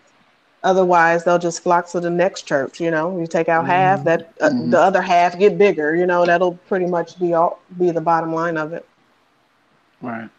Well, it's a difference if you take in and the money that was used to go into the churches. So just split 90 billion in half, y'all. If that money is used to, you know, cater to the youth, build up communities, put certain classes in effect for the youth, put certain classes in effect for the women, put certain classes in effect for the men, build certain businesses so that our people in our communities can have jobs, can have resources, then that would be a good thing. You understand what I'm saying? If we're going to get rid of half, I would say get rid of all religious buildings, because people are feeling like they need to go to a building in order to be accepted by the Creator. And all books that I read, including the Bible, including the Quran, including, I forgot what the Hindu people call the thing, and all these other books that I have read, all I'm seeing is the Creator say that you are the temple. You understand? Your temple, your physical self. yourself, deal with your spirit, deal with your character, deal with those that you love, deal with those in your community, give respect to your elders. It's a certain type of it's a certain type of way that we need to go about building our communities. It's not just about church, and it's not just about you Christian, if you Muslim, if you this and you that. Everybody has to build community. It's not just about, oh, you're accepted because you're Christian, or you're accepted because you're Muslim. If we get rid of half of the churches, what we gonna do with the money? What are we going to build on? You understand what I'm saying? Everybody's saying build, build, build, but it's no building being done. There's nothing being done. If we're getting rid of half of the churches and taking half of the 90 billion and doing what we got to do for self, then I think it would be a great thing. But if we're not going to do that, then what's the sense? Is everybody really going to run to these buildings? Are they going to take their money and go somewhere else? Or are they going to take their money and start to, invest in self, invest in community? Because that's what it's about. I believe that when you talk about the Black church as an institution, I believe that the Black church is more than that. I believe that the Black church is a mind state. I think church is a mind state. I believe that people who are heavily involved with church, and I talked about it earlier, I talked about spiritual masturbation. I guess that's why there's so many women in it. These people are in a particular mind state, and that mind state was created now by religion over the course of a few hundred years. Yeah. Now that mind state was created. Right. So basically people are living under a mind state that was created for them over the course of a few hundred years. So for the Black church to be different, like you said, Teach, it's not just the pastors and ministers, because you know what? The pastors and the ministers who got the helicopters and the planes and the Jaguars and the Mercedes-Benz, I'm not mad at them. They're not the stupid ones. The stupid ones are us. We are the stupid ones. 1,000,000%. We're the ones who's going. Yeah, we're the ones going in there writing the checks, handing over the $100 bills, and carrying showing our W-2s, letting them know how dumb shit. I have never heard of that we in. We're the ones doing that. So without people, without a congregation, these people have no church. Okay, so it's the people that make up that church. It's the people that buys the jet and buys the Mercedes. It's the people. So if the people were to change their minds, if the people were to change their thinking, not just about their spirituality or their religion or who they want to follow, if they changed the way they thought about their own selves and the way they thought about whatever God that they serve, if they thought about that differently, maybe they wouldn't be giving up $90 billion a year. Maybe they wouldn't be buying Creflo Dollar's freaking airplane. Okay. And his wife red bottoms. Yes. Maybe they wouldn't be doing it. But they are caught up. Church mind state. Okay. And what all the church has to do, I say this all the time. It's easy to convince you of something that you already want to believe. So what happens? The church, they're already halfway there. So all the church has to do is come in there and not convince them of it, just confirm it for them. You don't have to convince somebody of something that they already believe. All you have to do is get the only thing you have to do to get them to come your way is to confirm it. You don't have to convince them. You just confirm it. And that's what these churches are doing. So I'll say again, the pastors in these big mega churches, they're not the problem, because all they're doing is confirming something that our Black asses already want to believe. already want to believe. We already want to be led by the nose. We already want to think Jesus is coming down and flying us up into the clouds. We already want to believe that. So if he get up there and say, yep, that's what's going to happen, what do? We say, praise God, and start. Boy, we start Holy Ghosting, boy. Shouting at him, get me started. That's all he got to do. That's it. So it's not them, it's us. It's us. And we have to change. That's when the black church is going to change. And that's a fact. As long as we have that Jesus complex, as long as we are looking to be spiritually masturbated, as long as we think that we can walk into church like it's some spiritual car wash, we can fornicate, sin, have multiple baby mamas, and do all this crazy nonsense from Monday to Saturday, and then walk into church Sunday and be cleansed. And be forgiven for all the BS you done did throughout the week. It's our spiritual car wash. We walk in, and when we walk out, we are detailed. We are shined. Our rims are shined, and our upholstery is clean, ready for us to dirty it up for the next 6 days now. As long as we are those type of people, pastors will be able to take advantage of that. They will be able to manipulate that. All right? That's just the way it is. That's just the way it is. Until black society changes, the black church is going to be not only a problem for black society and the mentality of black society, it's also going to be the bane of black society, because I believe that the black church in many different ways keeps black people weak. And like Lady Kendra said, I believe that it also leaves black people vulnerable to the white power structure. Yes. It leaves black people vulnerable to the white power structure by the messages. The messages. If the message inside the churches were different, that'd be a different thing. But if they continue to preach the messages that they preach now, because see, most of those churches, all they're interested in is money. They don't give a damn about anything else. They can hold your attention. They sure enough ain't worried about nobody's soul. They don't care about your soul. They worried about your bank account. So they're going to continue to preach. And what's going to happen is it's going to get worse. I mean, they may throw a little, scripture in there between, hurry up and buy me a Rolls Royce. For the most part, it's about you buying them the Rolls Royce. They just got to throw a few scriptures in there, to kind of throw you off. They're accurate. They want something else. Yeah. Hopefully it's some scripture that you don't know. Because the Bible's a big book. So it's easy to find some scripture in there that not everybody knows. It's easy to do.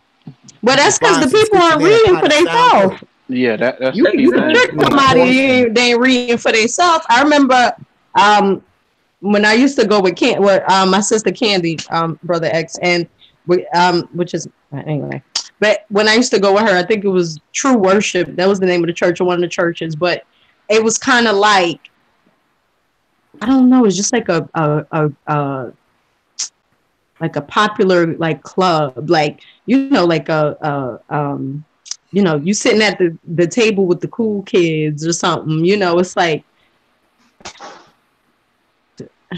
Was this playing? Oh, don't start me. Was that playing? It was something like that playing, but the part that used to bug me out is that they would only they would every now and then go to the Old Testament, but read everything from the New Testament and then say basically it wasn't really a reason testament because it was like old news. That happened so long ago. You don't need that. And then I'm reading, when I started to read for myself, the Old Testament and the New Testament, I found a whole bunch of stuff in the New Testament that came from the Old Testament. It's like, Yeah. Okay, but then I started to discover other realms of knowledge, which helped me grow past that. Thank God. But at that time, when I was in that space, it didn't make any sense to me. Why would you try to keep a part of something that you believe in away from others? Why would you tell them not to read it? Why would you tell them not to go into it? You understand what I mean? I just felt that kind of fishy by itself.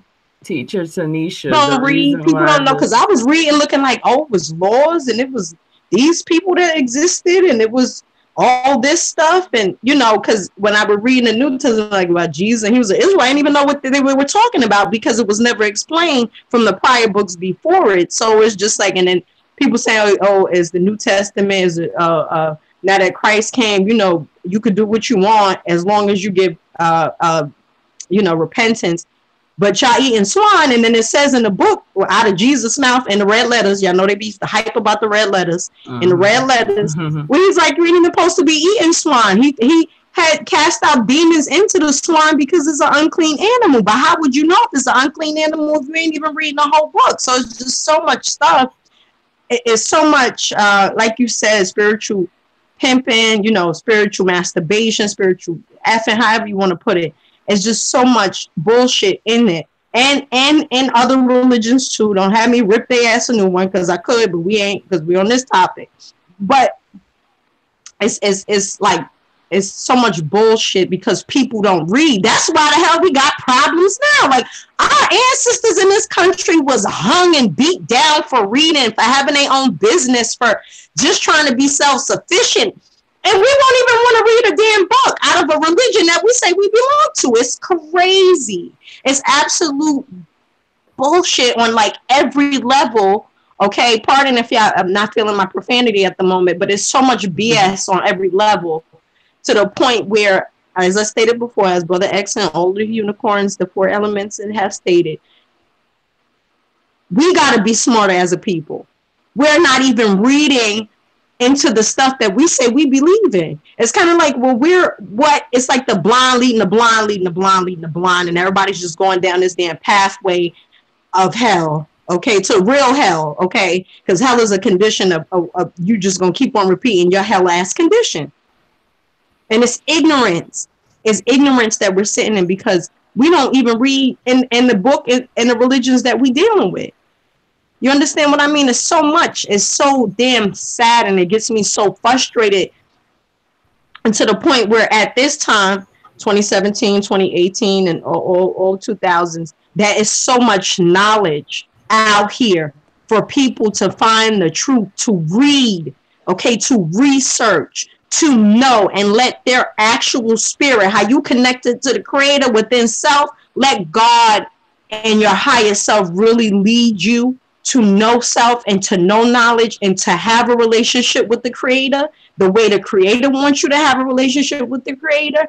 No, but nobody's reading any damn thing. Everybody's like, look, I done went to some spiritual function, okay, and now I'm good, because they had told me. But how do you know what they told you is true? Did you read it for yourself? Did you know? No, I just felt it in my spirit. Well, then that means maybe if you felt something in your spirit, you should go read it. You should go research it, but we're not even doing that. That's what the feeling in the spirit is supposed to do. It's supposed to lead you to the text. You're supposed to go from there and then continue to find out, not just say, oh, shit, I feel it in my spirit, so it must be true. Moving on. No. The Creator says, seek knowledge from the cradle to the grave.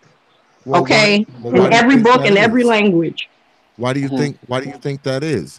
The reason why that is because we have come to a point, in my man, Brother Jones, shout out to Brother Jones, Universal Jones. He says this all the time. He says that a lot of us as Black people, we don't see to do that kind of stuff, to do the research and reading and checking for yourself requires what?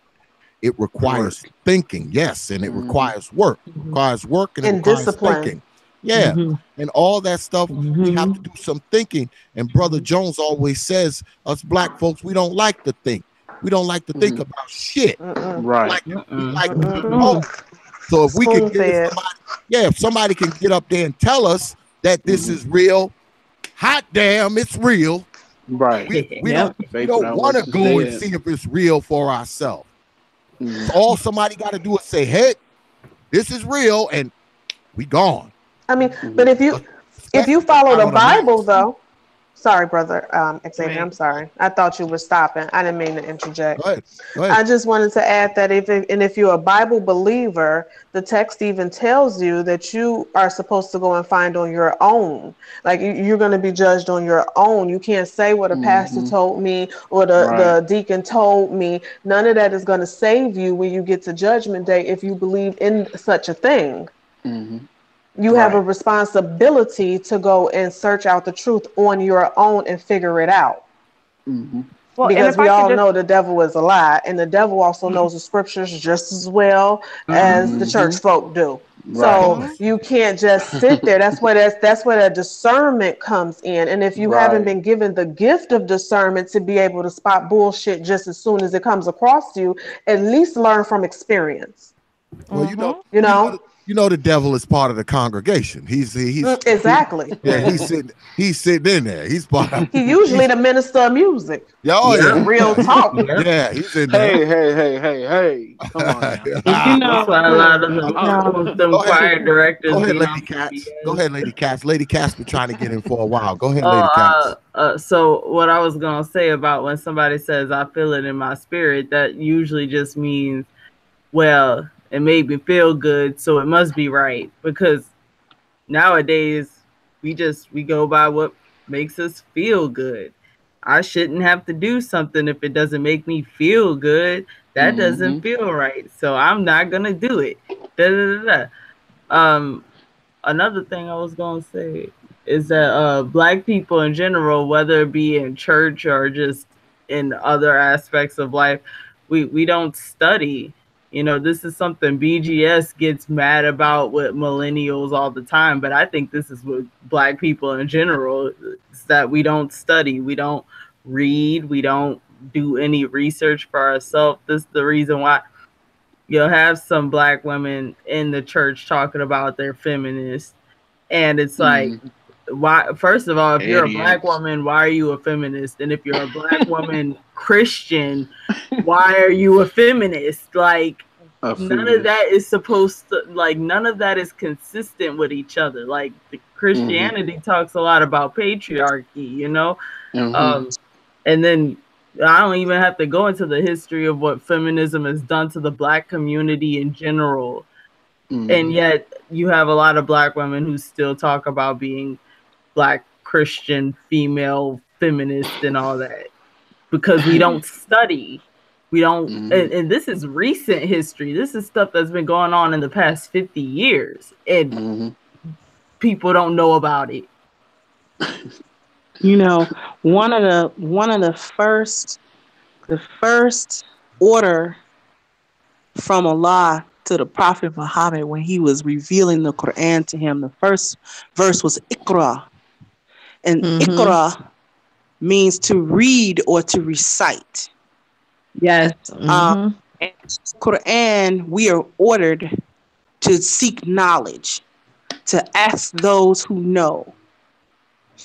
And one of the reasons why we were mandated to do that and not simply rely upon the scholars of Islam or the imams or, you know, whomever for our information is because it's relayed to us in the Quran. And I know everybody don't read the Quran or what have you, but real quick, because it's relevant to what we're talking about. We relate to the Bani Israel, the children of Israel, were led astray because they relied upon their rabbis. The laymen did not seek knowledge, or they were not allowed after a while to seek knowledge. So the rabbis would keep that knowledge, the books, the Torah, and all of this kind of stuff. They had the actual knowledge and would spoon feed it and disseminate it to the layman. And so what does that do? That creates an imbalance of power, because knowledge is power.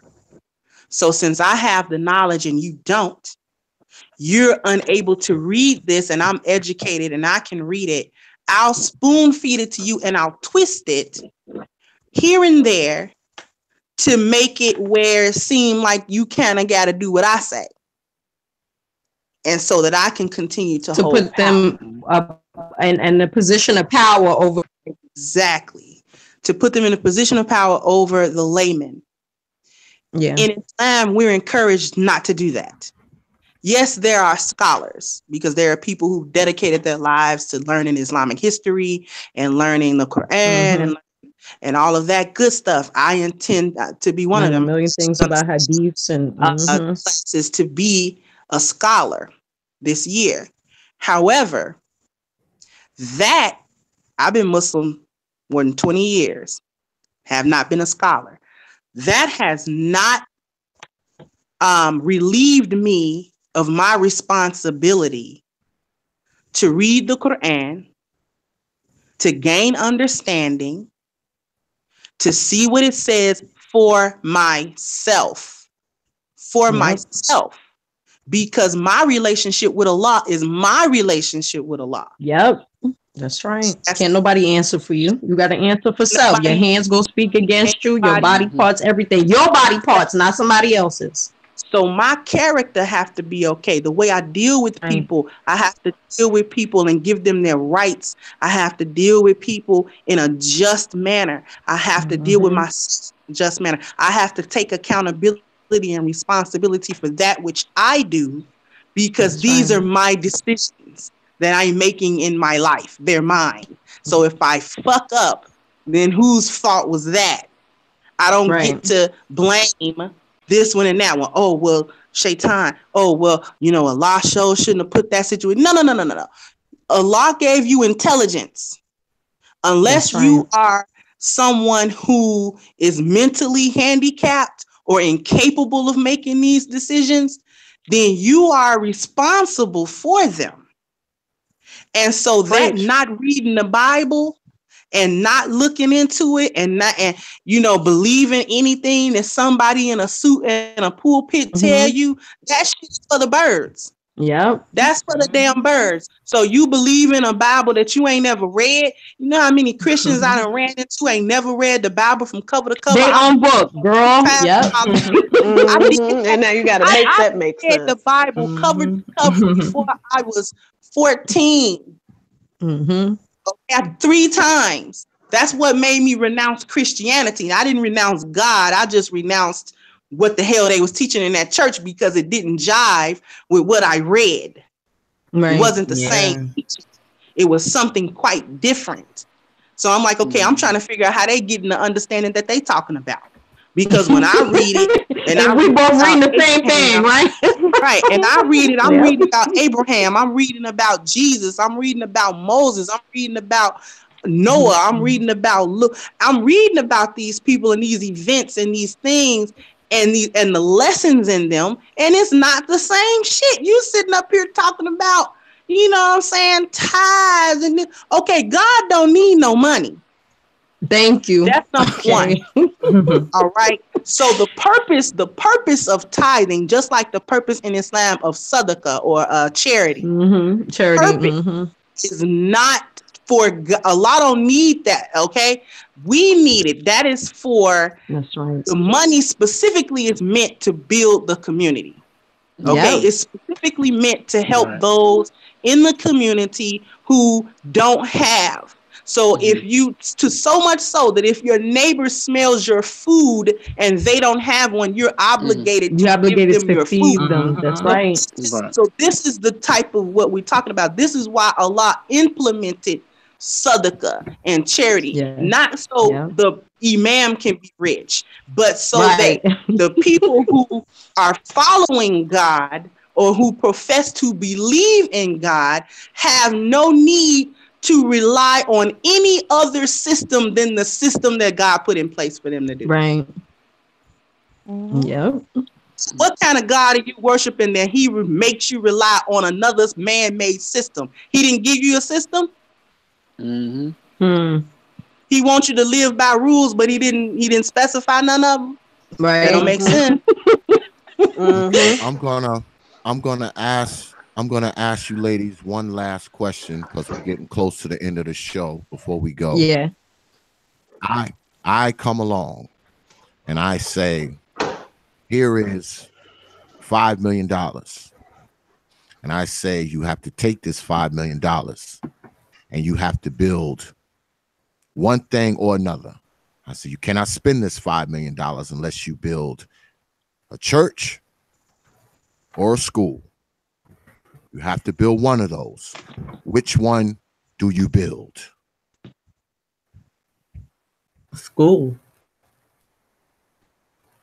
I agree. Oh, school. Okay. School. Yeah, 100%.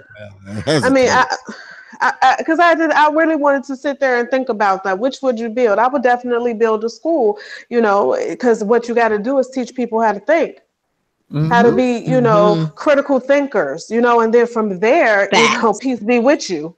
You know what I'm saying? Like from there, the world, you have to then from there, and I keep throwing out discernment because it's so freaking key in everything in life. And from there, you have to go and make do with what you've been taught. But at least if I could teach you how to think, how to dissect, how to study, and perhaps even how to discern, then from there, I think the rest is on you. Right. Yeah. Because the church doesn't teach you how to, it teaches you what to. Mm-hmm. Exactly. Right. So, first, you want to get your kids away from the Prussian school system. Just saying. Mm-hmm. Mm-hmm. Well, like, I think, yeah, well, most definitely, if we about to build a school, it ain't gonna be like, the public school system, what I mean? It ain't gonna be like that, you know what I'm saying? It's gonna be something that's gonna help the youth and that's gonna help the people. See, my school, right? Because y'all know y'all come in when I build it, right? See, my school, what you say, how much you giving us, Brother X, how much each? $5 million. Okay, so with my 5 million school, right? This is what I'm gonna do. I'm about to tell y'all right now. So what we're gonna do is we're gonna teach the babies, right? And we're gonna teach the mamas and we're gonna teach the daddies. And the reason why I say that, see, my school have to be for everybody. The reason why my school have to be for everybody this way, the parents, the men and the women have enough knowledge to build, to help raise their children up properly, and the children will be taught to be self-sufficient. So this way, when we old and gray and got to rely on their age range, their generation, thank you, that's the word I was looking for, their generation to look after us. We ain't got a whole bunch of damn nincompoops and ignorant ass children that's going to become adults that we have to rely on to do anything for us. See, we want everybody to be in order. Everything has to be in order to be right, correct? So it has to be in order. That means everybody got to get the knowledge. Everybody got to get, and vast knowledge now. See, because when y'all come to my school, we teach everything, right? We're going to be like Christian, Islam, Yoruba, indigenous school. Okay, that's my school. What about y'all? Hell no, I don't want my kids doing shit for me when I get old. God damn, I do not. Well, you gotta send them to one of our schools so they can get it. I don't want to rely on them for shit. Tanisha, I'm 100% with you because, like I said at the beginning, my master's was at an evangelical university, where it's all centered around theology. And one of the things that they did, you would assume that they're going to try to just push, Christianity or whatever down your throat, but it was actually the opposite. Some of the classes I took, it was telling you how it was a ripoff from other religions. You know what I mean? Like walking you through the similarities between Christianity and the Egyptians and so on and so forth. So you have to know everything. You have to. That's the only way that you can make. Go ahead. No, go ahead. No, I didn't mean to interrupt you because it was your time. Okay. I apologize. I never ever mean to interrupt anybody. But the story about when they say Isa Jesus, when he fed everybody with the fish, like it wasn't enough, so he gave enough to he made more fish and stuff and for everybody to eat. And Yoruba is a story where Ogun came down. Ogun is like an energy of war and stuff like that. But anyway, we ain't gonna get into all that. But he also friends fighting over a fish, and he had to split and divide the fish just to show them that use your brain, y'all could share it, y'all don't have to fight. It's just like, it's so, we think that everything is so different when it comes to different religions and belief systems, but it's not. It's all not connected it's to the one source. You understand? Literally. Yep. You know, literally. as a people, we didn't even teach each other not to be cool or not to be friends or not to agree with one another because you had a different belief system. It was at one point where everybody could live in one, like say everybody living in Brooklyn, but it's different sections of Brooklyn, and each section of Brooklyn is a different tribe. These different tribes might have way to call the creator's name, to do naming ceremonies or whatever it is that they do, however they see fit to worship, and would never beef with each other and would never have a problem with each other. You understand what I'm saying? Because everybody had respect.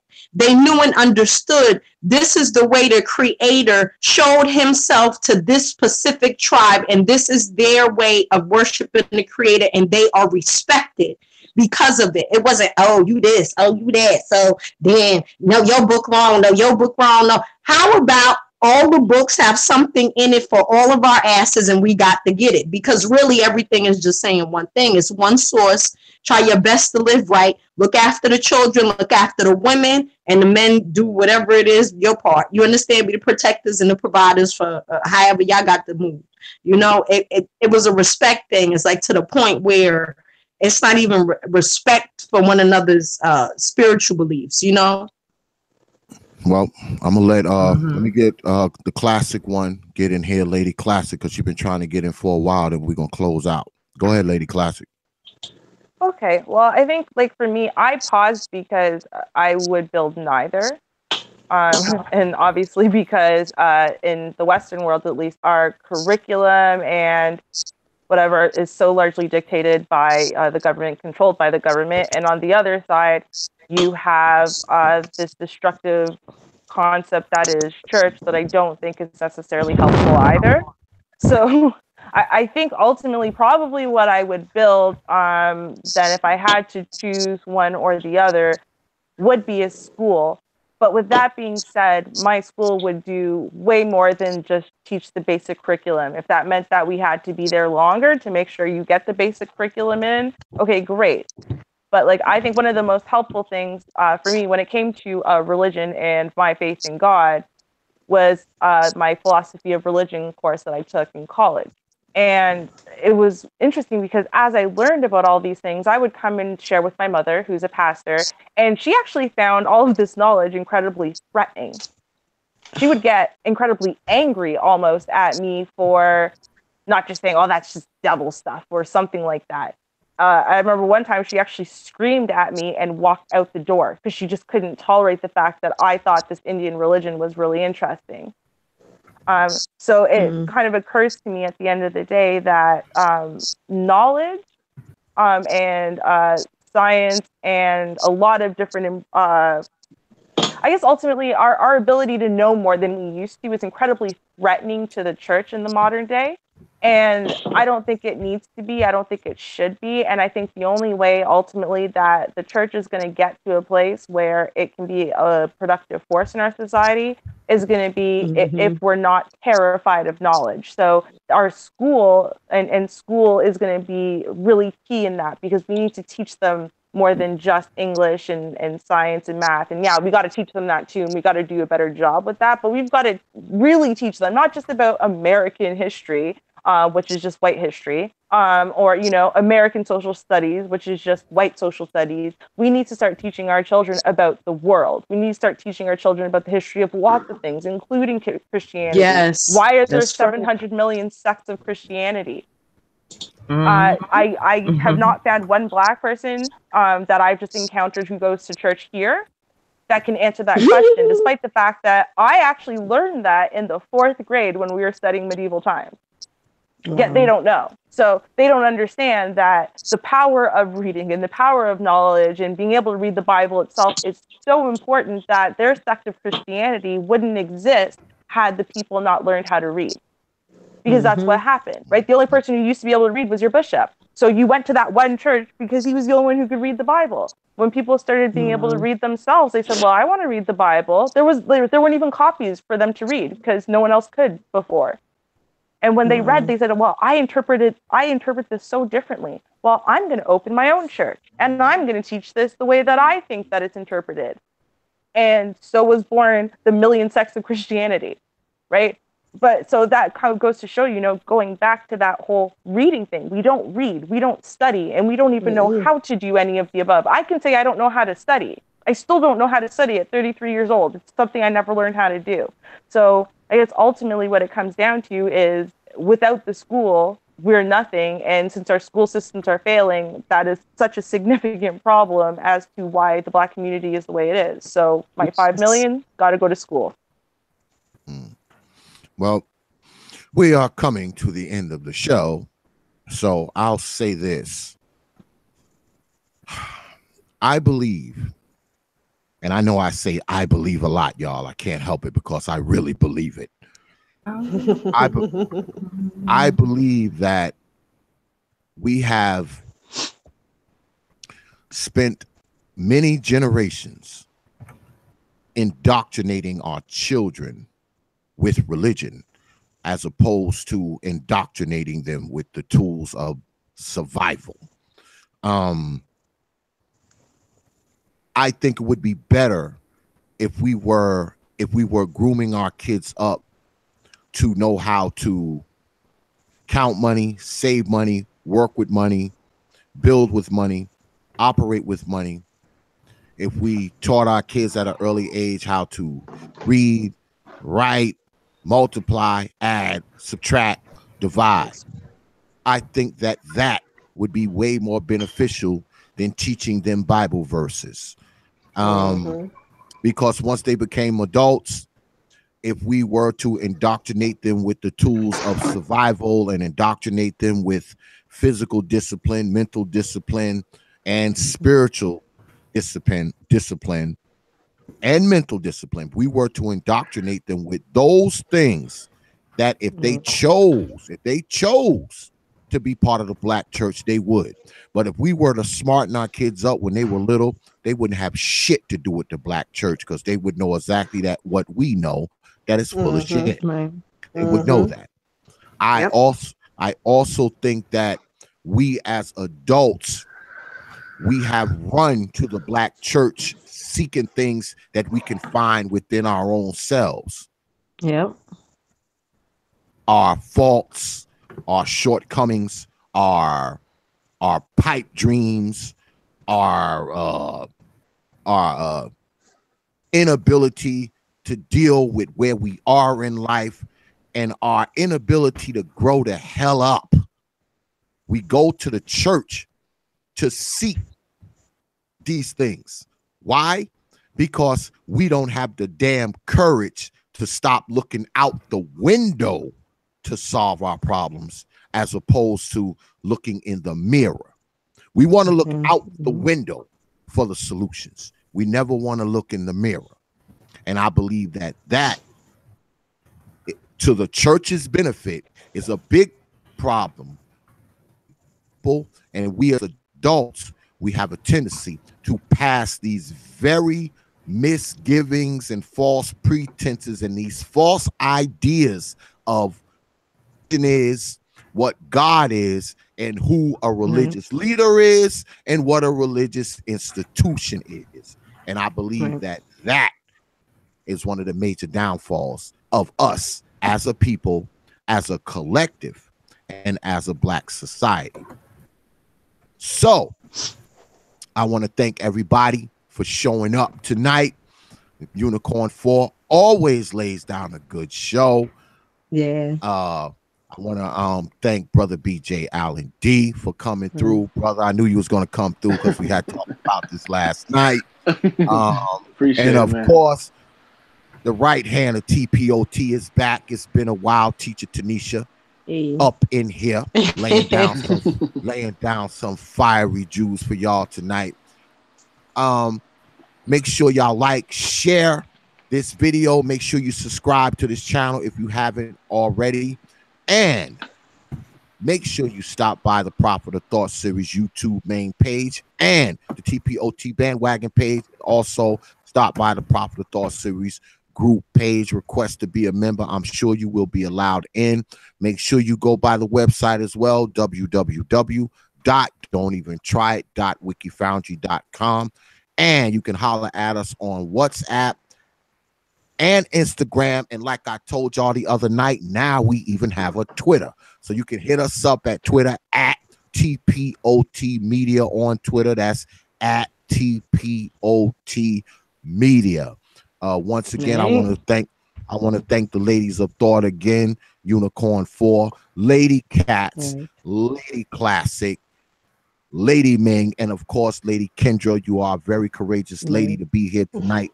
And you know why I'm saying that, lady. You are one of the most courageous ladies I've ever had the pleasure of being around. And I'm glad you are a member of this team. Tune in 9:30 next week, same time, same channel, as Lady Kendra always say. Same time, same time, same channel. We will be right here again. T.L.O.T, the Unicorn 4 will be back.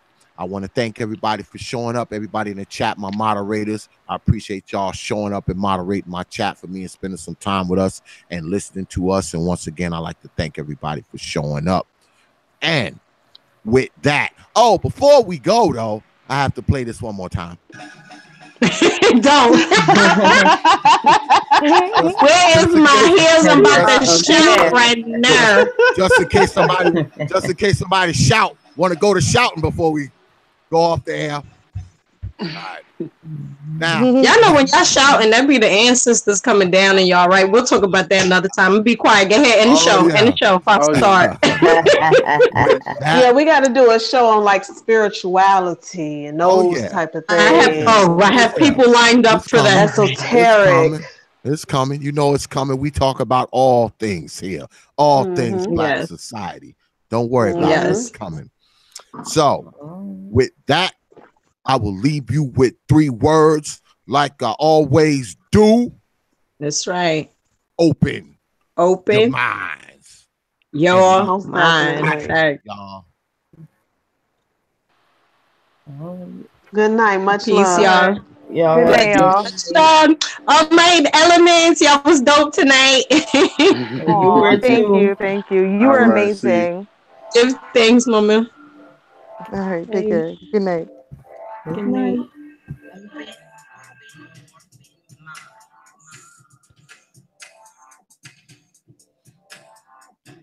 Peace, folks.